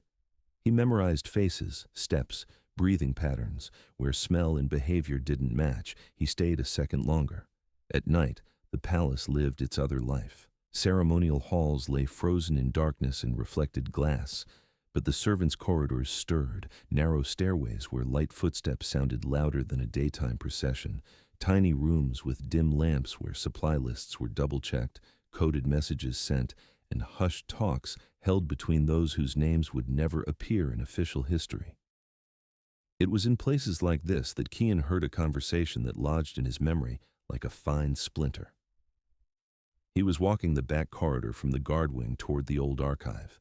There they kept not only training reports and rosters, but also things like old council protocols and decisions the public version of history chose to forget. He'd been sent for some outdated border security files, but he never reached the right folder. Around a bend where the corridor split in two, he heard voices, calm, unhurried, not whispers but not loud either, ordinary tired office voices of people long used to handling others' fates. He stopped in the shadows, not stepping into view. The corridor was built in a way that carried sound clearly from the draft, while hiding anyone listening. He hadn't planned to eavesdrop. The words themselves reached him. They started with current matters. Who had tried to get to the prince through the kitchen again? How much they could trust new suppliers only briefly screened by security. Then the topic shifted. One counselor's dry, slightly hoarse voice said a phrase that made Kian's insides clench. "We already did once what had to be done when the mark pointed the wrong way," he said, as if talking about a written-off account. Then came the explanation, even almost textbook. Back then, many years ago, there had been only one path for the prince, a political alliance. An Omega from the provinces, without title, without backing, with unclear family, could not be part of that construction. Any hint of weakness toward him would have been read immediately as unfitness for the throne. Any strong scent pull would have been flagged as a dangerous whim for rivals to manipulate. The advisors decided the mark was a pretty fairy tale for commoners, that a true ruler had no right to obey biology. That personal happiness was a luxury for lesser courtiers, not the heir. They convinced the young prince that refusing his mate was part of his duty, that strong men did that. He held, said a second voice, younger but with the same cold conviction. And now we deal with the consequences, but they are the right consequences. Without that, he wouldn't be who he is. Kian listened, hardly daring to breathe deeply. He understood exactly whom they were talking about. About himself. Without name, without face, without history. About that village boy whose throat had gone dry from fear in the selection hall. About the mark that had flared only for 1 cent and then been neatly logged as declined at the heir's request. Their words weren't a revelation. He already knew that in that second the prince had chosen not him, but the crown. The strange thing was the tone. Dry, routine. No regret, no pride, just a fact from an old memo whose consequences everyone had learned to live with. He also heard something else. Between the lines, in pauses, a note only someone very familiar with the sound of quiet guilt could catch. Not a huge, life-tearing guilt that drives a man to confession. A quiet, tired one. The men who'd made the decision knew what they'd done, and had long ago chosen not to think about it too much. That brief fragment was more than enough for Kian. He retreated as quietly as he'd come, without waiting for the end of the talk. The file he'd come for stayed in the archive. He returned by different corridors, where fresh paint and metal smelled sharper, and only much later realized his fingers were shaking harder than usual. That night, the palace felt especially unfair. Not because it hid something new from him, but because it confirmed the worst. His story contained no dark curse and no random whim of one man. It held a learned decision by the whole system. His fate that day had not been a private tragedy, but a line in a strategic plan. The thought that cut through that darkness was dangerous. If the prince had been taught for so long to reject himself, his body, his own mark for the sake of power, then the cruelty that frightened people. Now wasn't only inborn, it had been cultivated in him like poison, slowly, drop by drop. He'd been taught to treat any softness as a crime, taught not to trust instinct, the very instinct that might have made him more human. That did not excuse his choices, did not erase the fact that he had once, with his own hands, turned away from the Omega bound to him, did not make the mark's pain any less, the mark that had flared and been crushed again, but it made the picture less black and white. From that night on, the quiet corridors stopped being just pathways between posts. They became a reminder that poison here was poured not only into wine and coffee. Sometimes it was dripped into ears, sometimes or into the head of a child who would one day be told, "You have no right to love the one your mark chose. You have a duty to the crown." And Kian was now part of the system living with that choice. A bodyguard whose mark tied him to a man raised to see any feeling as weakness, an Omega who had heard how easily he'd once been erased from the equation, a Beta on paper whose body still reacted to the scent of the man he was not supposed to belong to.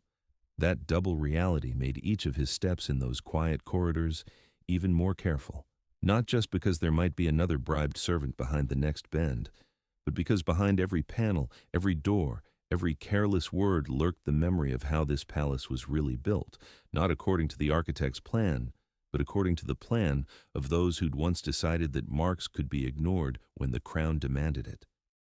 In palaces, the past never vanishes. They don't burn it or fully rewrite it. They turn it into paper, into neat lines stitched into folders with dry seals. Things that cannot be spoken out loud are filed away so that if needed, someone can pull them out, unfold them, and say, "This happened, it's recorded," no matter how much blood and tears stand behind those words. That evening, Kian was called to the head of security's office after lights out. The palace outside the windows glowed with scattered lights. The corridors were empty. The hour when official life quieted and the service life went on. The chief was going to go over details of an upcoming trip to the provinces with him, but he was also solving two other issues at once, taking calls, issuing orders. His desk was buried in those layers of palace memory. Reports, maps, lists, protocols. Among this piled-up chaos lay one seemingly plain folder, thin hardcover, with a simple unadorned label, "Confidential." Psychological profile of the heir. Year. Then a date that made something jump inside Kian. That year. The year of the selection. An internal line rang, short, irritated, brooking no delay. The chief muttered about an urgent call, told Kian to wait, and left, taking only his tablet. The door closed softly, leaving the bodyguard alone. Being alone in someone else's office was nothing new. Professional instinct usually had him keeping his hands off everything, treating the space as a potential attack scene. Window frames, blind spots, places to hide a weapon. But now his gaze, almost against his will, kept returning to the thin spine of the folder. He hadn't meant to snoop. He had no special order, no desire to find out more about the man he guarded. It seemed he already saw enough of him daily, but that combination of date and word, profile, worked almost physically, like the smell of some long-forgotten thing suddenly hauling him back into the past. He reached for the folder the way you reach for something hot, cautiously, ready to jerk his hand back. The cover was cool and rough. His fingers untied the string. The pages slid open with a soft rustle. The dry, neutral smell of paper filled his nose. The first pages looked familiar. General info, test results, charts with colored bars marking stress, aggression, risk-taking levels. Kian's eyes skimmed them, a set of values describing not a person, but a subject. Then the text began. The heir demonstrates increased fixation on the subject from the provinces. His eyes snagged on every word. An Omega without social capital, without family ties, high level of mark compatibility, signs of an early-stage emotional dependency observed. He froze.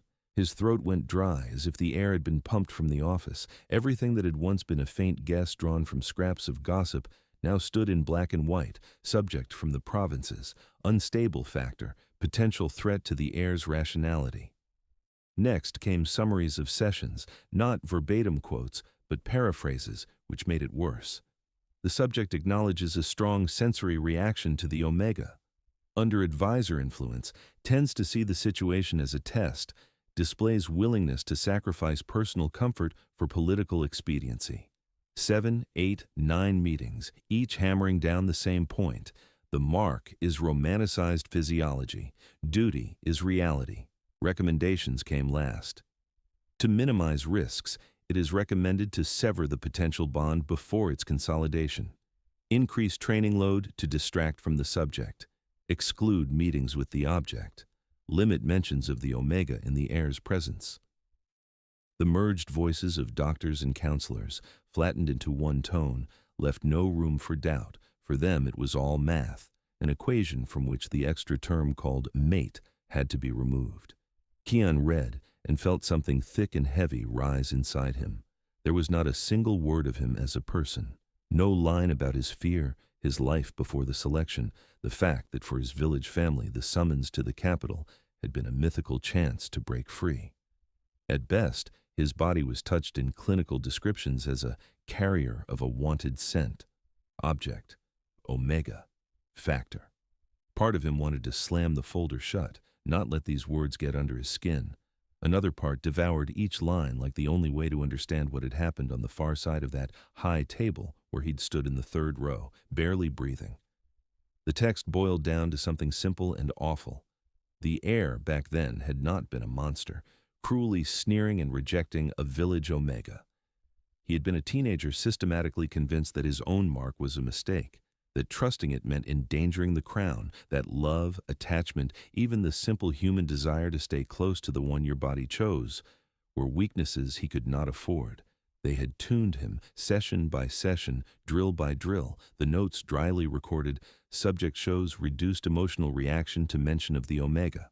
Training block aggression levels increased, greater tendency to rationalize own decisions. In essence, they had taught him to shut off the part of himself that responded to Kian, taught him to see nothing in him but an unstable factor. The bitterness of that discovery had its own taste. It turned out he hadn't been rejected because he was too simple, unworthy, unsuitable, as people had whispered in his village. He'd been rejected because the system decided there was no room for people in this game, only pieces, only profitable arrangements, and at the same time, a faint, almost invisible sense of relief stirred in his chest, where for years a poisonous conviction, I wasn't good enough, had sat. Another meaning crept in. They never even tried to see me. It was a different kind of pain, no smaller, but it settled differently. He imagined the young prince whose mark had flared at someone's scent, the prince who had been ushered straight into a room with a doctor and an advisor, who had been told his own feelings were wrong, that a good heir knows how to say no to himself, that a proper ruler doesn't drag a random village omega into the palace outside agreements and the system. In the years that followed, that prince had honed cruelty into armor. He had squeezed his fingers around a sword hilt until he didn't flinch at the sight of blood. He had trained his voice to never betray pain, and somewhere in this armor was one small but crucial crack. The mark he had been taught to refuse. Footsteps in the corridor pulled Kian back, a familiar rhythm, the head of security. His heart jumped. He closed the folder and put it precisely back in place, lining its corner with the others as if his life depended on it. His fingers wiped invisible traces of his touch off the cover. When the door opened, his face already wore the usual calm look of a man listening to instructions. The chief talked about routes, shifts, how to assign posts. His voice was the same as ever. He had no idea that in this room someone had just read a document capable of flipping another man's idea of his life. From that evening, Kian's gaze on the prince changed. Not softer, not with some forgiving understanding, just sharper. Where he had once seen only the clean cut of a personal decision, he now made out the outline of someone else's work. Each cold, demonstratively rational move, each gesture with which the prince seemed to despise others' feelings, now read as part of a learned program. Trust nothing that doesn't fit into the protocol. Their personal pain hadn't lessened. The bond severed on doctors' and advisors' advice still hurt. The mark once labeled an error still flared when a hand had closed around his neck in that narrow clinic corridor. But now Kian saw. They had both been victims of the same file, of the same note in a folder hidden in someone else's office. The past, fixed in protocol, stopped being just an old, poorly healed wound. It became part of the current equation. Every time the prince clenched his jaw issuing a harsh order, Kian involuntarily recalled the lines. It is recommended to increase training load to distract from the subject.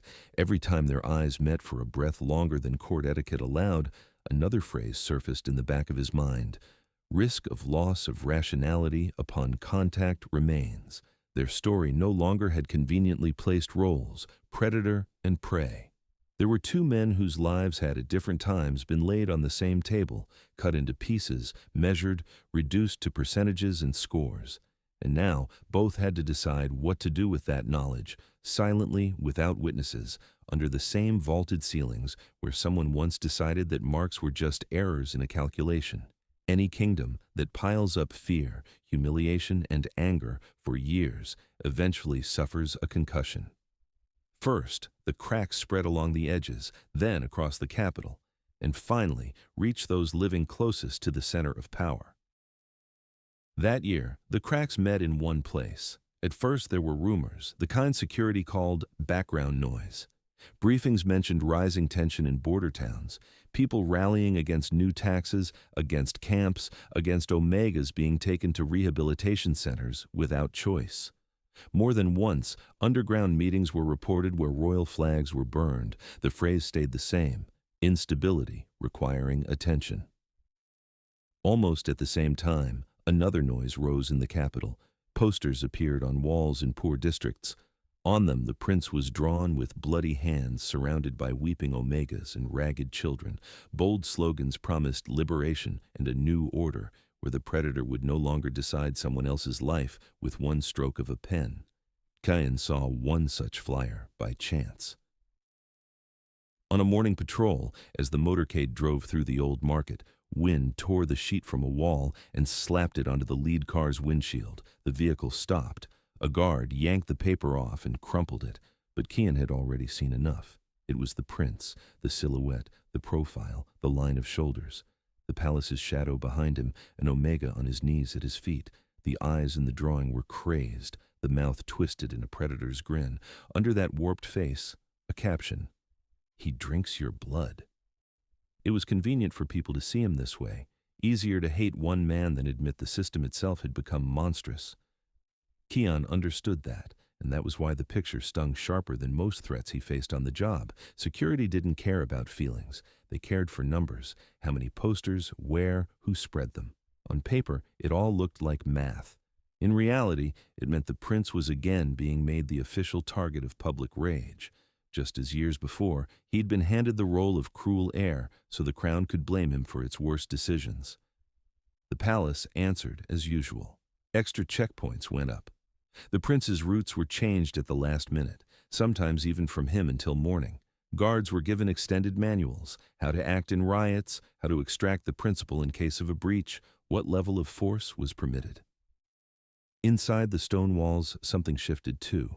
Quiet corridors became even quieter. Conversations cut off when the heir came into view.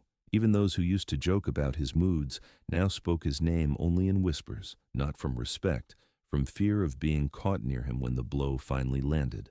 For Kian, it was a time when outer danger and inner turmoil twisted into one tight rope. He slept barely half the night, and the hours he did steal were filled with fragmentary dreams. Crowd noise, burning paper, and that heavy alpha scent nearby he could neither ignore nor fully accept. The mark responded to any change like a finely tuned sensor. If someone with an unnaturally smooth scent approached the prince, too clean for the palace, too polished, the skin under Kian's collar began to itch. When crowds gathered on squares, he felt it before reports arrived. The city's air thickened, turning viscous. In parallel, another revolt rumbled, the one never reaching the briefings, inside him. He still carried the memory of the day he'd been quietly escorted out of the palace as a useless part. Shame, anger, humiliation, the sense his life had been priced lower than some political match. For years, that feeling had been his foundation. It fueled his resentment of the heir, his decision to hide the mark, his vow never again to let an alpha decide for him. Now, standing next to that same man almost every minute, He was forced to see more than he wanted. He saw the prince shift troops not from an already pacified province, but from there to the places where Omega camps were springing up, saw him push a signed decree back across the table, a decree that would have allowed him to crush a rebellious region with brute force, and would have meant hundreds of dead. At one late-night council, when few still pretended to be fresh, Kian heard a counselor dryly propose closing one camp to ease tensions. There was no compassion in his voice, only calculation, a pretty PR gesture. Reading the document, the prince unexpectedly said, "That's not enough," and added by hand, "Ban holding Omegas there without a court decision, review existing cases." The room froze for a second in the kind of silence no politician likes, because risk lived in that line. Later, the guards discussed only how they'd now have to protect the courts as well. For them, it was logistics. For Kian, it was another stroke in the portrait of a man he'd been trying to keep in his memory as a one-tone figure of cruelty. On one especially tense day, the unrest reached the capital's edge. First came distant shots at far posts, then alarms yanking the garrison from their bunks. Part of the crowd broke through the outer cordon and flowed toward the palace. Not an organized army, but a scattered, dangerous surge. Some were shouting, some came with stones, some with makeshift weapons. Hiding the prince was impossible. Any attempt to vanish would have been read as weakness and fueled the rumors. He came to the inner gates in armor, without a crown, with that look the city folklore called ice. Kian walked half a step behind and to the right, exactly where he could cover him from a shot in the crowd. He heard screams, slogans, saw bits of stone and mud arc through the air. He heard from the far end of the square an Omega shouting hoarse that "They're killing our people." Each blow against the gate echoed in his solar plexus. The mark under his skin behaved oddly. It hurt not just in response to the prince, but to the general taste of hatred in the air. The decision that day was not his to make, but he saw how hard it came to the air. The order to fire into the crowd never came. They used gas, shields, non-lethal means. People were hurt, some dragged into vans, some into medical tents. But instead of the bloodbath some of the more radical generals quietly hoped for, the square emptied in a few hours, leaving behind the smell of smoke, sweat, and something else. Bitter disappointment. "He's weak," one old general whispered later, sure no one was listening. "It'll cost us." Kian heard that too. He heard what they said about the prince and what they said about the people outside the gates. In the soldiers' words, the people were a mass, a problem, a variable. In some Omega's shouts in the crowd, the air was just as faceless a figure. No one wanted to see him as a person, no one except perhaps the worst possible candidate for that role. That night, when the palace finally quieted, Kian saw the prince in one of the far corridors. No retinue, no armor, just a simple shirt with the collar undone. He stood at a narrow window, looking out at the city sprinkled with sparse lights, breathing as if the same smoke that had hung over the square now burned in his lungs. The smell of formal power was almost gone. There was no metal in his scent, nothing of that hard edge that usually smothered any emotion, only exhaustion, thick as soot, and a dull, heavy anger. Not at the crowd, at the system that had driven things to a point where every movement was a minefield. Kian stopped at a distance where his steps wouldn't feel like an intrusion, but wouldn't leave the prince alone with that view either. For a long time, they just stood there. One by the window, the other in the shadows, leaning against the wall. The air between them was dense, like right before a storm. The mark on his neck throbbed with a dragging ache. Not the blind, burning pull that had crushed him once in the selection hall, but something more complicated. Compassion, irritation, an unspoken, "Why is it like this?" all at once. Inside, two feelings locked together and refused to let go. On one side, the old black resentment toward the man who had let the system erase Kian from his life. On the other, a new, wrong attachment to someone who walked the edge of a cliff every day, trying not to push anyone else over it. The prince, maybe, only felt half of that knot, the part that traveled along the bond. Maybe he didn't feel anything at all, clinging to the armor he'd been taught since childhood. But at some point, he still spoke, quietly, almost to the side. They hate the one who's still keeping them afloat. It sounded like a statement, not a complaint, and that, more than anything, cut deep. Because in the back of his mind, Kian knew all too well. Once, he'd hated this man just as blindly, without checking who was holding him up and who was pushing him under. The riot outside the walls could be logged in reports, crushed, played out politically. The riot inside demanded something else. There were no protocols for that. No handbooks. For the first time, Kian saw clearly that he'd have to choose not only between duty and survival, but between his own past and the man he'd become now. And no high collar, no beta mask could shield him from that choice. The climax didn't come at a parade, or in a council chamber, or under camera flashes. It arrived dressed as a dull, routine trip to an industrial district on the city's edge, where the heir was supposed to ceremonially open a new processing plant. On paper, the route was low risk. They'd cleared the neighborhood in advance, checked the warehouses, scanned the rooftops 3 times. Precisely because of that, the blow landed there. The morning started like 100 others. Early wake-up, short briefing in the security room, a list of threats and probabilities. Nothing special on the sheet. Possible lone protesters, someone trying to throw something at the convoy, risk of an information stunt. Kian listened, took his notes, but inside he was already living with the familiar tension of the last weeks. The rebellion hadn't gone away.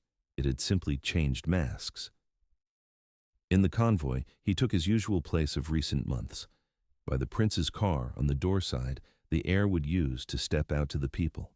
The mark under his collar lay quiet, only now and then pulsing lightly when the prince leaned in to say something to the head of security. The road to the plant ran through gray streets lined with warehouses, garages, conveyor lines. No parade avenues, no crowds, no waving flags. Only a few workers asked in advance not to come too close to the route. On paper, you couldn't invent a safer place. The first warning didn't come from outside. It came from inside. The shared comm channel gave a short, harsh crackle. The noise in Kian's earpiece sliced through the steady hum of reports like someone dragging a rusty blade over metal. A second, and the voices went dead. Only a dull, dirty static remained. The chief of security tried to switch frequencies, but the air stayed silent. Their internal comms had been jammed. The mark flared under Kian's skin, sharp enough to hurt. He raised his head at the exact moment something slammed into the top of the convoy. Stones at first, dull thuds on metal and glass, then something heavier with a too solid sound. He had time for one thought. We were too slow. And grabbed the door handle just as the world tore open in an explosion. The prince's car lurched as if hit by a giant fist. Kian slammed into the side, the seatbelt biting into his chest. The windshield crazed into a spiderweb. Somewhere beyond the armor, people screamed. The street noise turned into a continuous shriek. For most people there, it was chaos. For him, it stretched into a strangely long fraction of a second where brain, body, and mark worked as one. He knew what the protocol demanded.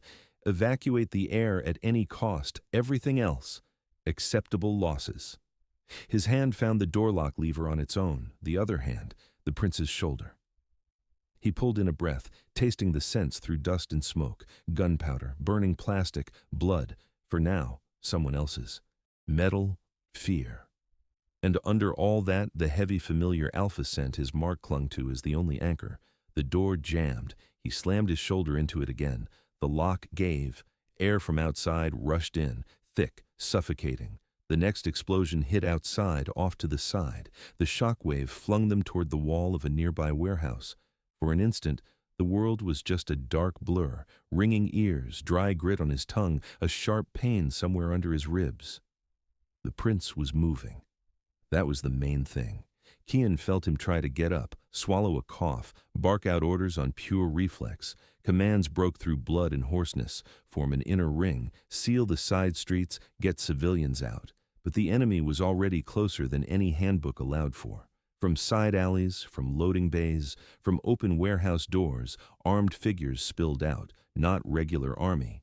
No uniforms, no shared insignia. Mismatched clothes, improvised armbands, faces hidden by hoods, weapons in their hands. Some of those guns Kian recognized, old service rifles, a few black shapes of illegal automatics. The column had stretched, cars were damaged, the outer ring of protection was pierced. Everything they'd drilled on paper collapsed under the weight of reality. According to plan, the prince should already have been in the backup car hidden at the end of the convoy. In truth, he was standing right there, in a cloud of dust and debris, surrounded by guards who simply couldn't cover every angle. And then something Kian never expected happened. The prince, coughing, turned toward him and suddenly shoved him hard toward cover, trying to shield Kian with his own body from a likely shot. Not from all of them, from at least one, a reflex hammered in by decades of training. You cover your highly specialized assets so you don't lose them. It looked almost absurd. An alpha heir, hunted by half the country, throwing himself in front of the bodyguard hired to stand between him and bullets. Something tore inside Kian. The mate instinct screamed, not caring for logic. The mark burned around his neck like a ring of fire, making it hard to breathe. The prince pushed him toward safety, trying to get him out of the kill zone, and his body did the opposite. He went back, right into the place where the alpha's scent cut the air and the shot line was far too straight. There was too much data at once, dozens of voices, screams, crying, radio static, the irregular clap of gunfire. He saw movement at the edge of his vision, a shape sliding along the wall, weapon held just a bit higher than the others. That's how you fire at a specific target, not into a crowd. Protocol demanded one thing: drag the prince toward the escape corridor between warehouses, punching a path through bodies and leaving those who fell on the asphalt for the one. Always for the one. He had already shifted that way, his hand clamped on the heir's shoulder, ready to pull, and then a sound, muffled, buried under rubble and shouting, wrong and familiar at once, a hoarse voice calling out, words lost. Under the half-collapsed shell of the lead car, now on its side, someone was trapped. Kian caught a glimpse of a boot, a hand clawing at torn metal. A young beta officer, the same one who'd been almost choking from nerves that morning when he got his assignment to the inner ring. Leave him, any handbook would say. Sectors of responsibility. You don't break formation, don't open your flank, don't disobey orders. He couldn't, must and can't, slammed together inside him so hard the world went white for an instant. He felt the prince tense under his hand, ready to lunge for the safe corridor. He felt the blood pounding in the trapped kid's temples, not with his mind, but with the mark. He felt the window narrowing with every heartbeat. He let go of the heir's shoulder. Stay, he breathed. He wasn't sure if it came out aloud or only in his head, and jumped toward the overturned car. The metal was hot and jagged. Fragments cut his palms through the gloves. He grabbed the edge and heaved with everything he had. Pain shot through his side. The officer beneath was choking, his breath a panicked, ragged wheeze. The blast had pinned his legs, and someone's limp arm, maybe already dead, blocked his way out. Kian heard no screams or shots just then, only the kid's rasping breath and his own heart tearing at his ribs. Again, he told himself. Pulled, the car skidded a hair's breadth over the concrete. It was enough to free the arm under the wreck. He grabbed the beta by the collar and yanked him out of the trap. The choice was made. So was the breach of protocol. At that exact moment, as he dropped to his knees beside the wounded officer and covered him with his own body, a controlled burst stitched through the empty space where, by every evacuation model, the prince should have been. The shooter from the alley wasn't aiming at the crowd. It was clean, precise, aimed fire, right where the air ought to be if his bodyguard had acted correctly. The bullets ripped through air, slammed into metal, stone, the armored glass of an empty car. One guard still caught shrapnel, but the main target was gone. An error by the book, a rescue in reality. The second cover team reached the area and poured fire into the alley, forcing the attackers back. Smoke smeared the picture. Screams dulled. The carefully written evacuation plan crumbled and rebuilt itself on the fly, out of improvisation, short orders, anything still under control. They did get the prince out, not by the chart, not by the pre-approved route. Through a narrow passage between warehouses, an old officer happened to remember from his duty days in that part of town. Gasping for air, Kian hauled the half-conscious beta officer with them, feeling blood stick under his fingers. The mark still burned, now not from pull, but from the realization he had just blown the protocol apart from the inside. Later, in a safe room that smelled of antiseptic and paper, everything was sorted into folders. Reports spoke of a complex situation, a large-scale assassination attempt, heroic actions by security that saved the air from direct fire. Diagrams showed the attackers' likely positions in red and the route used to extract the prints in green. A dot marked the main kill zone. Empty Kian's name appeared in the report several times. Initiated alternate route, ensured evacuation of a wounded officer from the kill zone, blocked a potentially lethal shot at the principal by deviating from standard evacuation protocol. On paper, they called it an unconventional but effective decision. He sat on a bench in the med bay with his side bandaged and his palms burned, listening to the voices through the wall as they discussed his actions. Heroic improvisation, someone said. Lucky coincidence, another shrugged. No one said out loud that, in that second, he had ripped the order in half, obeying not the manual, but the thing inside him that had been called a defect for so long. The prince appeared later, once the medics had finished with injections and rest lectures. He came in without an escort, without armor, only a thin line of bandage under his collar where shrapnel had nicked him. The hospital smell couldn't smother his own scent completely, just softened it. Kian raised his head, ready for anything.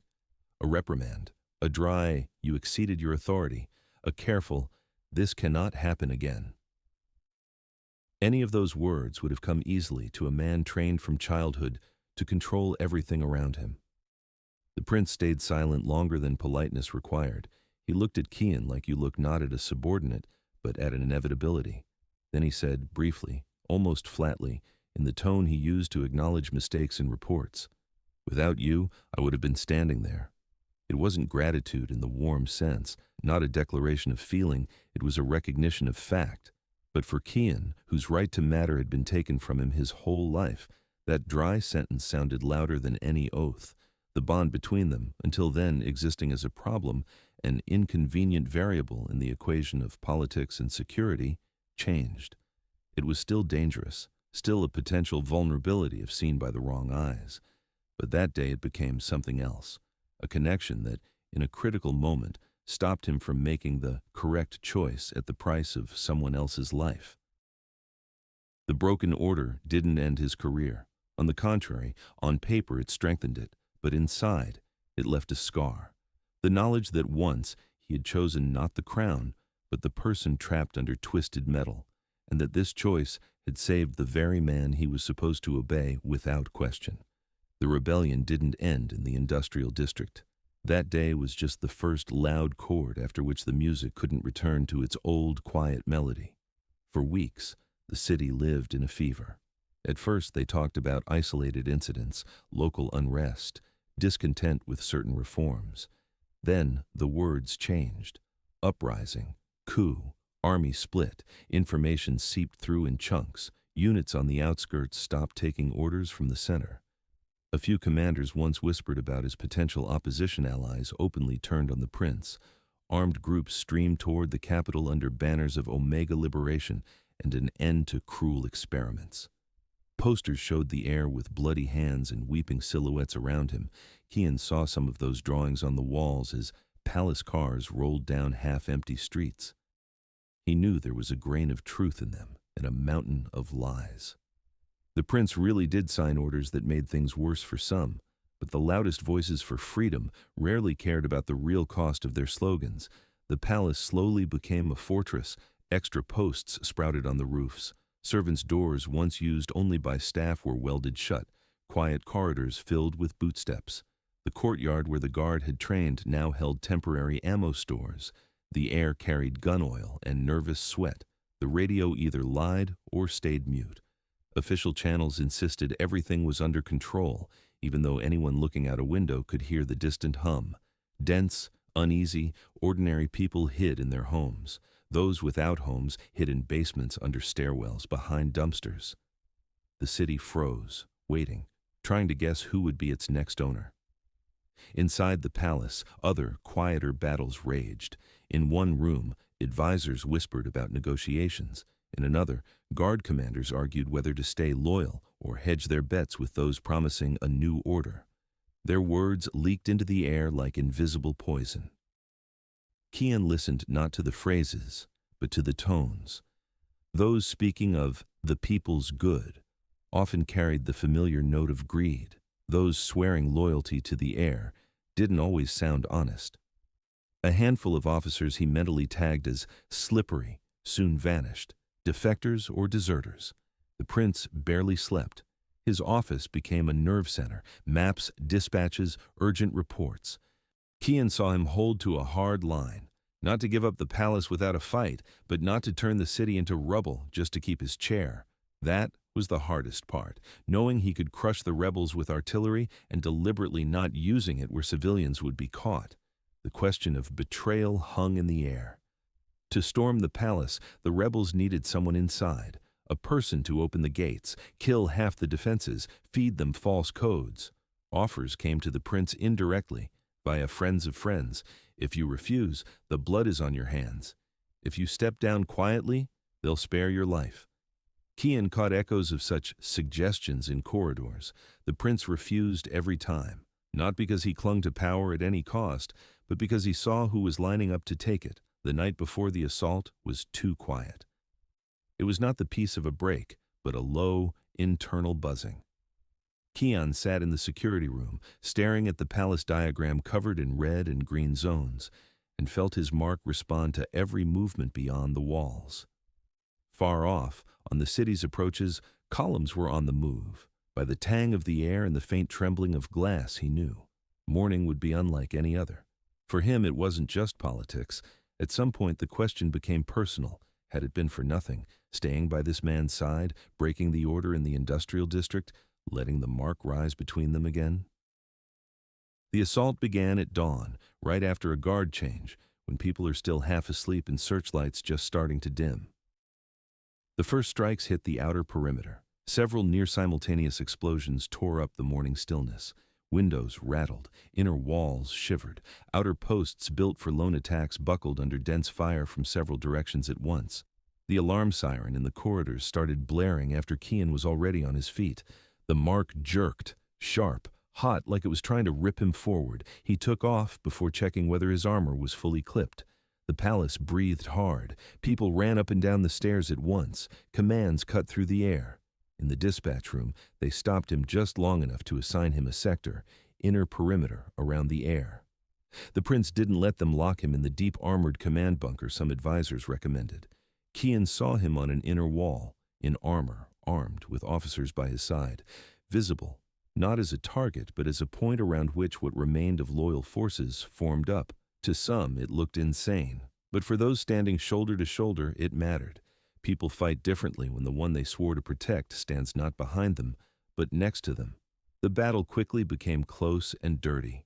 No neat lines, no pretty formations, just smoke, dust, blood, and short, harsh orders. The rebels pushed not only at the main gate, but through service passages, trying to punch through weaker spots. Someone clearly knew the palace layout very well. Kian moved beside the prince like a shadow, a second center of gravity. Bullets, screams, explosions blended into a crushing roar. In that roar, the mark became a tool, twinging before figures emerged from the smoke, flaring painfully when someone with a real intent to kill, not just shoot, came too close. Left, he sometimes managed to growl. Just one clipped syllable. The prince shifted, the blow slipped past. Below, and at that same moment, a man with a knife burst from the stairwell, hitting a barrel already aimed his way. At some point, their group got cut off. The inner corridor they were using to move between points suddenly grew too quiet. The radio line snapped and died. A door blew out behind them. Ahead, only smoke and vague shapes. Death has its own smell. Kian sensed it as clearly as gunpowder. The mark burned not in spots now, but in a continuous ring. He knew ammo was low, men were few, and the enemy knew where they were. By every rule of war, they were supposed to die here, buying time so others elsewhere could regroup. That was when the bond worked unlike ever before, not as a thin, torturing thread of pull, but as a solid, heavy connection. Kian felt the prince not just beside him, but from the inside. Angle of view, weight shift, muscle tension before a lunge. The prince, in turn, stopped trying to micromanage every step and started trusting. Not words, not a plan, but the way Kian moved half a step, putting armor into the path of the blow just where the next flash would be. They moved like one body. Kian had no time to think. He only reacted. The mark jerked. His body turned. The prince caught the motion, covering his back without questions. Pure, wild survival instinct in tandem. The peak came when one of the conspirators got closest. He stepped out of the smoke like a shadow, but his voice had a tone that was far too familiar to confuse with anyone else.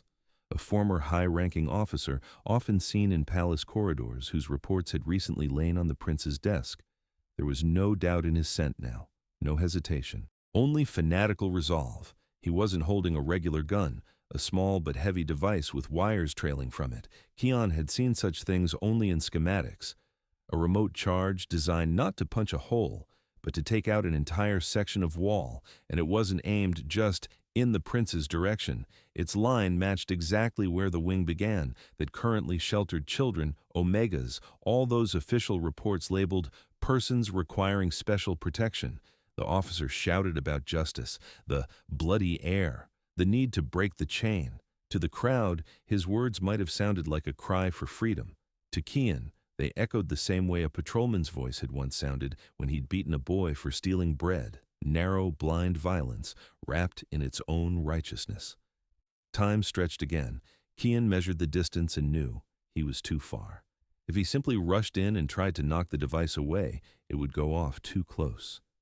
The only thing left by the manual was to shield the prince with his body, reducing the chance of a direct hit and leaving the wing's fate to chance. He had already taken his first step when the prince broke the invisible script. Instead of stepping behind his bodyguard, as he'd been trained all his life, he lunged forward himself. The move was sharp, almost brutal, physically perfectly calculated and politically insane. He knocked the conspirator's hand aside, not trying to rip the device free, but changing its line. The explosion came almost instantly. A blinding flash, a shockwave throwing all three of them, Prince, Kian, and officer, in different directions. Stone and plaster rained from the ceiling. The section of wall that took the hit shattered, exposing a hollow reinforced frame. They hadn't managed to bring the charge close enough. The wing held. Kian hit the floor so hard the air left his lungs. His ears rang. The world was white. He could only make out the smell of blood and scorched fabric. Through it, that heavy, living alpha scent. Alive. He tried to push himself up, his palms slipping in his own blood. Nearby, the conspirator groaned. A bit further, the prince coughed, trying to get his bearings. In the next moment, palace guards burst in, finishing off anyone still holding weapons. Shouts, short bursts, the dull thump of rifle butts. The assault didn't end with that explosion, but the break point had come. The attempt to blow up the wing full of regime hostages had failed. That robbed the rebels of their trump card. Some of those who'd stood against the palace hesitated. Not everyone was willing to follow leaders ready to blow up children for a slogan. By evening, it was clear. The attack had stalled. The outer walls, damaged as they were, still stood. Parts of the courtyard had become black, smoldering craters. Inside, there was a lot of blood. Some names would never answer roll calls again, but the conspirators who'd counted on a quick seizure of the palace and swapping in a manageable figure in place of the heir had miscalculated. Parts of the army, seeing the failure, rushed to declare loyalty to the lawful authority. Some tried to explain their involvement as a mistake. Some ran. The city, which had been holding its breath, began, slowly, to exhale. Though real peace was a long way off, the palace remained standing, but it was no longer the same building where a young Omega had once been brought for a selection. Its walls now held not only protocols and portraits, but scorch marks from the blasts, blood on stairs, and an invisible imprint of the moment when heir and bodyguard had, at the same time, chosen someone else's life over their own. For Kian, that was the point of no return. He could no longer see things in the old simple scheme. The one who rejected and the one who was rejected. Beside him was no longer an abstract cold prince from rumors and files. He was a man who, like Kian, had broken every clear rule in a critical second to stop yet another fanatic from blowing up the world, down to the foundations. From outside, they'd call it heroism and file it into award lists. For the two of them, it would remain a scar, written into the bond with no way to erase it. After the assault, the palace lived a different life, but it didn't grow quiet. The loud sounds of war just turned into the rustle of paper and the dry click of seals. The inner courtyard still smelled of smoke, some stones still wore black burns, and already men in perfect suits were sitting in offices discussing how to properly file what had happened. Any coup, even a failed one, leaves marks not only in cracks on walls but in archives, investigations, lists of those involved, orders of suspension, demotions, voluntary retirement for health reasons. The prince now had lawyers as well as soldiers around him. Folders came to his desk one after another, each heavy, not by weight, by consequences. Kian was pulled into that vortex too. Officially, as a key witness, a security officer who had been at the center of several attacks. Unofficially, as a problem they could no longer hide behind Beta, no status.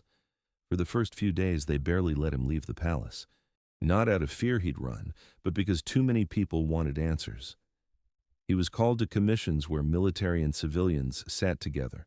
They asked about routes, which officers had seemed off before the assault, every detail he could recall.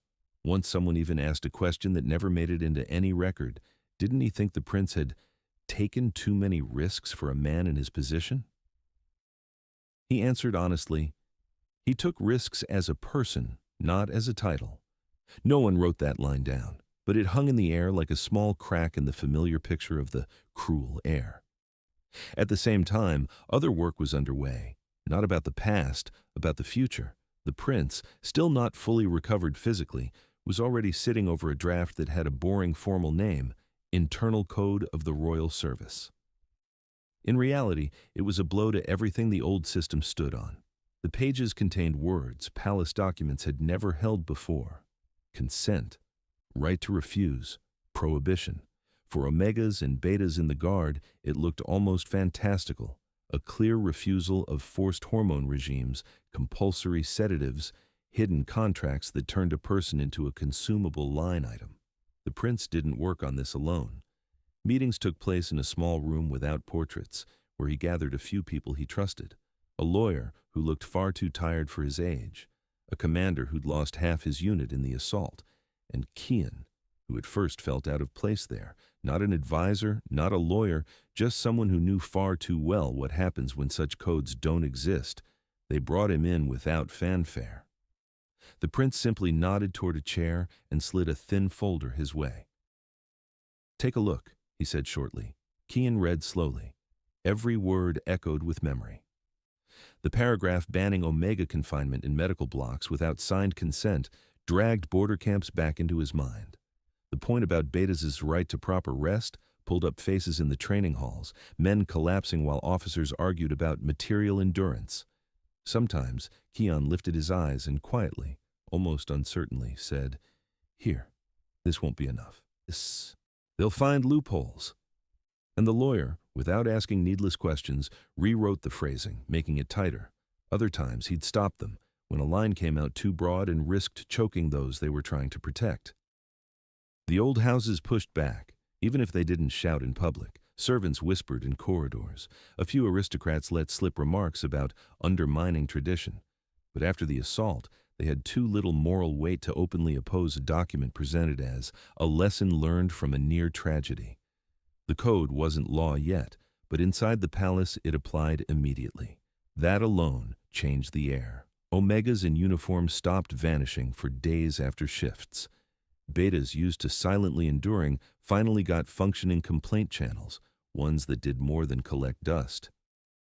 Against that background, Kian's own status hung like a separate heavy line. There was no way to keep the bond hidden anymore.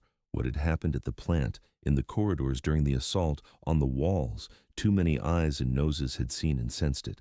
Around the palace, whispers already ran. From special protection protocol to the prince took an Omega from the guard. The truth fit neither version. Closed-door meetings chewed over the options. The first was the old favorite. Pretend nothing was there. Keep Beta officer on the paperwork, ignore the rest. Hope, fear, and loyalty would keep people from digging. The second was as old as the monarchy itself. Register Kian as the prince's personal property. In practice, formalize the role he'd been running from his whole life. An Omega at the heir's side, voiceless, with pretty but empty titles. The third sounded like blasphemy to some and inevitable to others. recognize what he actually was, the heir's true mate, sign an official union without hiding it behind political formulas. Each scenario had a cost. The first, constant risk of leaks and blackmail. The second, a betrayal of everything the prince had just bled for. The third, a scandal abroad and war with several powerful houses already lining up suitable spouses for the crown. In the end, the decision wasn't born at a council table or in a heraldic office. It appeared where personal matters always truly resolve, behind a closed door, with no witnesses, a small sitting room on an inner floor, less damaged than others. Scaffolding still stood outside, crews still worked the stone. Inside it was quiet. A table, 2 chairs, a few stacks of paper. One, drafts of the new code. The other, something else entirely, a proposed marriage contract. Kian stood at the window, his palm on the cold sill. The mark no longer burned like during the fighting, but it was always there, like a ring with a taut cable attached. He heard the prince turning pages behind him, heard him sigh a little more often than usual. "If we leave things as they are," the prince began, skipping preambles, "they'll use you against me. Sooner or later. No plea, no command, just a fact." Kian appreciated that. "If we formalize it the usual way," the heir went on, "it'll be a lie. For you, for me, for all these pages we've just written about Omega rights." He didn't say the word property, but it hung in the room like old gunpowder smoke. "There's a third path," he said quietly, finally looking up. For Kian, that path wasn't some fairy tale wedding-ending songs like to finish on. He saw it in all dimensions at once, personal, political, practical. An official union with the heir meant more than recognition and protection. It meant duties, constant attention he'd spent years avoiding. His hand ran over his neck as if checking the mark under the cloth. "I don't want to be your weakness," slipped out of him, short and rough. The prince gave a faint, tired smile. "Weakness is what you hide," he threw back. "I did hide. You saw how that turned out." After the assault, it was hard to argue. The conversation wasn't long. There were no love declarations or big words about fate. Both of them knew too well how the system treats those, turns them into slogans, for posters, and lies with them for decades. Kian named only one condition. If they formalized the union, there wouldn't be a single clause in the papers that made him an appendage. He would remain his own person, with his surname, with the right to refuse some ceremonies and duties not tied to security or his professional role. The prince didn't haggle. He nodded. The lawyer who later got that list of demands sat silent for a long time. Then he said a sentence no one wrote down. "This will be a precedent." That's how the new contract was born. On paper it looked like an official union between the crown's heir and an Omega without title but with a special status. There were paragraphs about inheritance, ceremonial protocol, Kian's place at court, but the main thing was hidden in the middle, among dry phrases about service and responsibility. One clause stated in black and white that the Omega partner retained the right to serve in the Guard, subject to health and by his own choice, that he had the right to sit in on meetings about security and policy directly affecting Omegas and Betas, with a consultative voice written into the record. Another line barred any medical or hormonal intervention on him without his personal consent, regardless of what the family or council wanted. It hit not only old practices, but the mindset of the royal family itself, where bodies of its members had long been treated as resources. When the time came to sign, Kian's hands didn't shake. He remembered being a boy signing his first paper, consent to take part in the prince's mate selection. Back then, it had felt like nothing depended on him. Adults had decided, the forms were ready, his signature a formality. Now it was different. He'd seen this text being built. He knew what negotiations each line had cost. He understood that his signature wouldn't just tie him to one man, but anchor a new norm for those who came after. The ink went down even. His hand was steady. For the first time, the line under his name didn't say status beta. The form named him as what he was, Omega. The prince signed beside him, not above, not on a separate line, but on the same level. Formally, it was just another entry in the fat book of royal unions. For them, it was the first document where their bond wasn't called a threat, a risk, or an instability factor.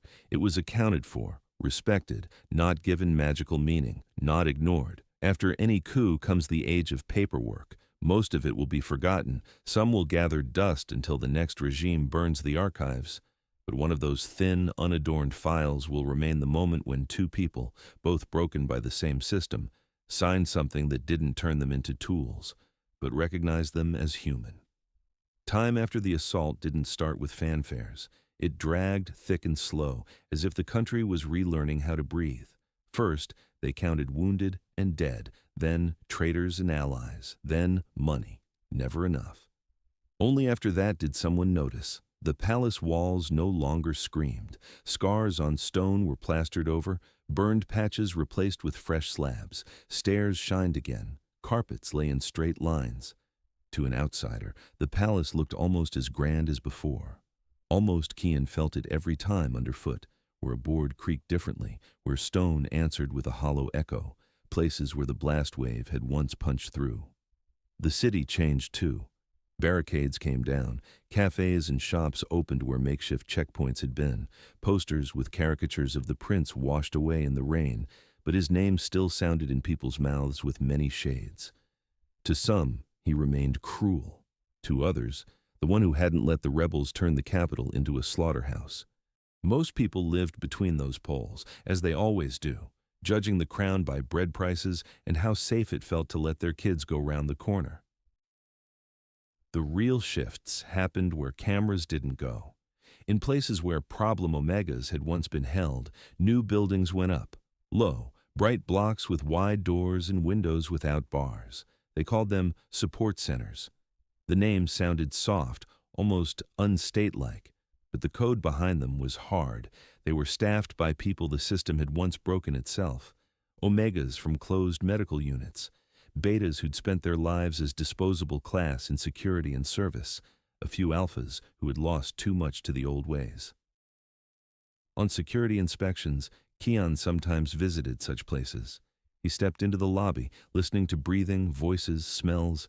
Every time he noticed one strange thing for an institution like this, the atmosphere lacked that cold, sticky fear he remembered from camps. The new Guard Corps took shape slowly. They learned to shoot, to get out from under fire, to work in crowds. But now, at the prince's insistence, the program had another layer, something no one had thought needed before. Mandatory classes on working with omegas and betas not as protection objects, but as people. Breakdowns of common abuses split into concrete actions, a clear list of what counted as a crime, even if it came as an order from above. Kian disliked the word reform. He'd heard it too often as a fig leaf for cosmetic change. But when he crossed the training hall and saw a young Omega in uniform cursing out a teammate for grabbing his wrist without permission, he had to admit, something really had shifted. People still saw him in two roles at once. To part of the guard, he remained that bodyguard who had dragged the prince out of fire and broken the order to save someone else. To others, the Omega, whose name now stood beside the heirs on royal lists. The gossip never stopped, just grew more careful. But Kian no longer lived inside it. He lived in his tasks. His days found a new rhythm. Mornings started not with the expectation of the next assassination attempt, but with lists of visits and routes.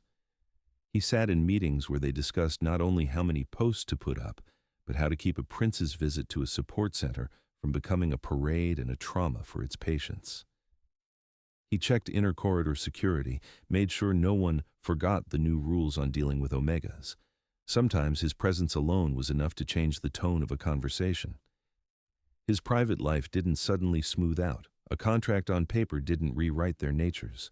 The prince was still a man used to command, to quick decisions without endless discussion. Kian, someone who'd been silent too long and now had to learn to say no again. They argued, sometimes hard, about routes, about people to bring closer or send away, about how far to push against the old houses. Sometimes Kian slept in his own room, leaving the prince alone in theirs. Sometimes the opposite. He kicked him out of the office under the pretext of rest, feeling the mark hum from the other man's exhaustion. The difference from before wasn't the absence of conflict. It was that none of those conflicts meant instant catastrophe anymore. Kian no longer caught himself apologizing by reflex just for daring to disagree.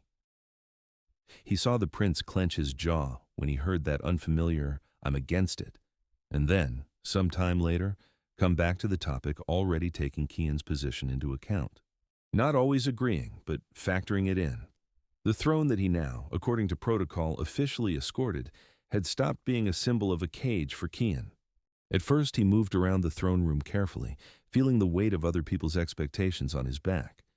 There he was, an Omega sitting a few steps away from power.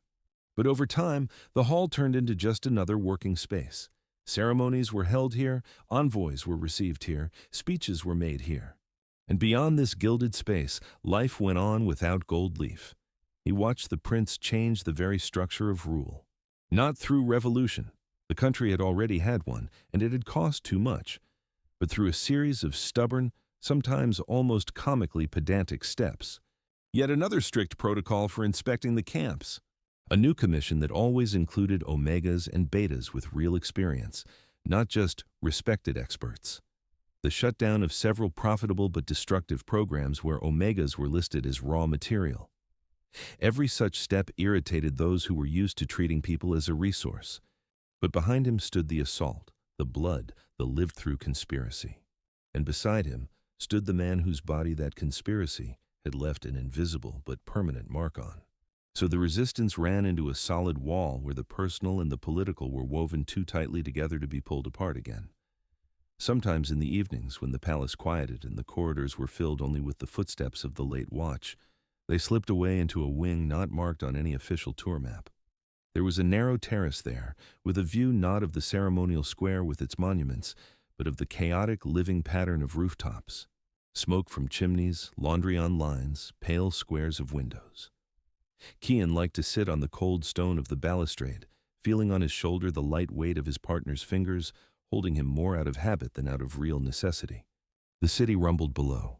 The noise was rough, unpolished, but there was less of that desperate, torn screaming in it than in the nights of his childhood. More of ordinary human life, someone singing off-key, someone swearing because a shop was closed, someone laughing too loudly while telling a story that would be forgotten tomorrow.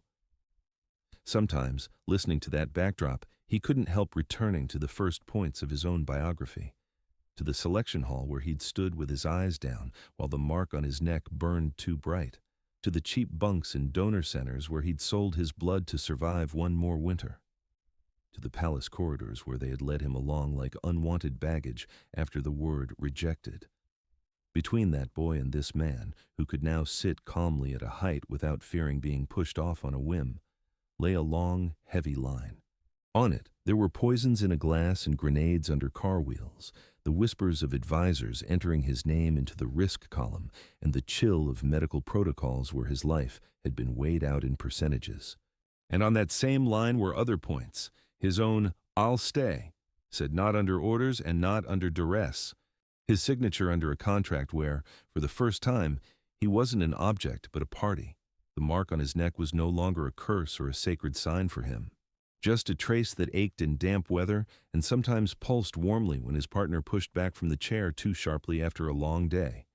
And Kian, catching that with his inner hearing, silently slid a cup of warm tea closer. The throne the prince sat on by day turned into an ordinary chair with a slightly uncomfortable back by night. It wasn't a symbol sitting down into it, but a man whose shoulders hurt from armor and fingers from signing every order. In those hours, Kian didn't see the heir. He saw that same youth from the old reports, the one they had once taught to close his eyes to his own desires for the sake of the crown, and the man who now, despite all those lessons, had chosen differently. One late evening, catching himself automatically listening to the other man's breathing as they sat side by side on the terrace, he suddenly realized something simple. Their life still contained too much danger and politics, but one role that had defined everything for years was gone. He was no longer anyone's cage, and the throne he had seen so many times from a distance had stopped being a symbol for him. It had become just a high chair you could fall from if you didn't pay enough attention, and a tool you could use for as long as you had the strength and the conscience to wield it.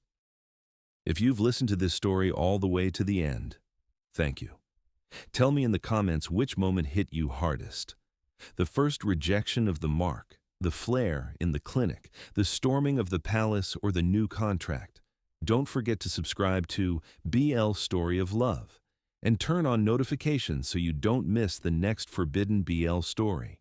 Take care of your heart, and remember, even if someone once turned away from your mark, it doesn't mean you don't have the right to your own throne without a cage.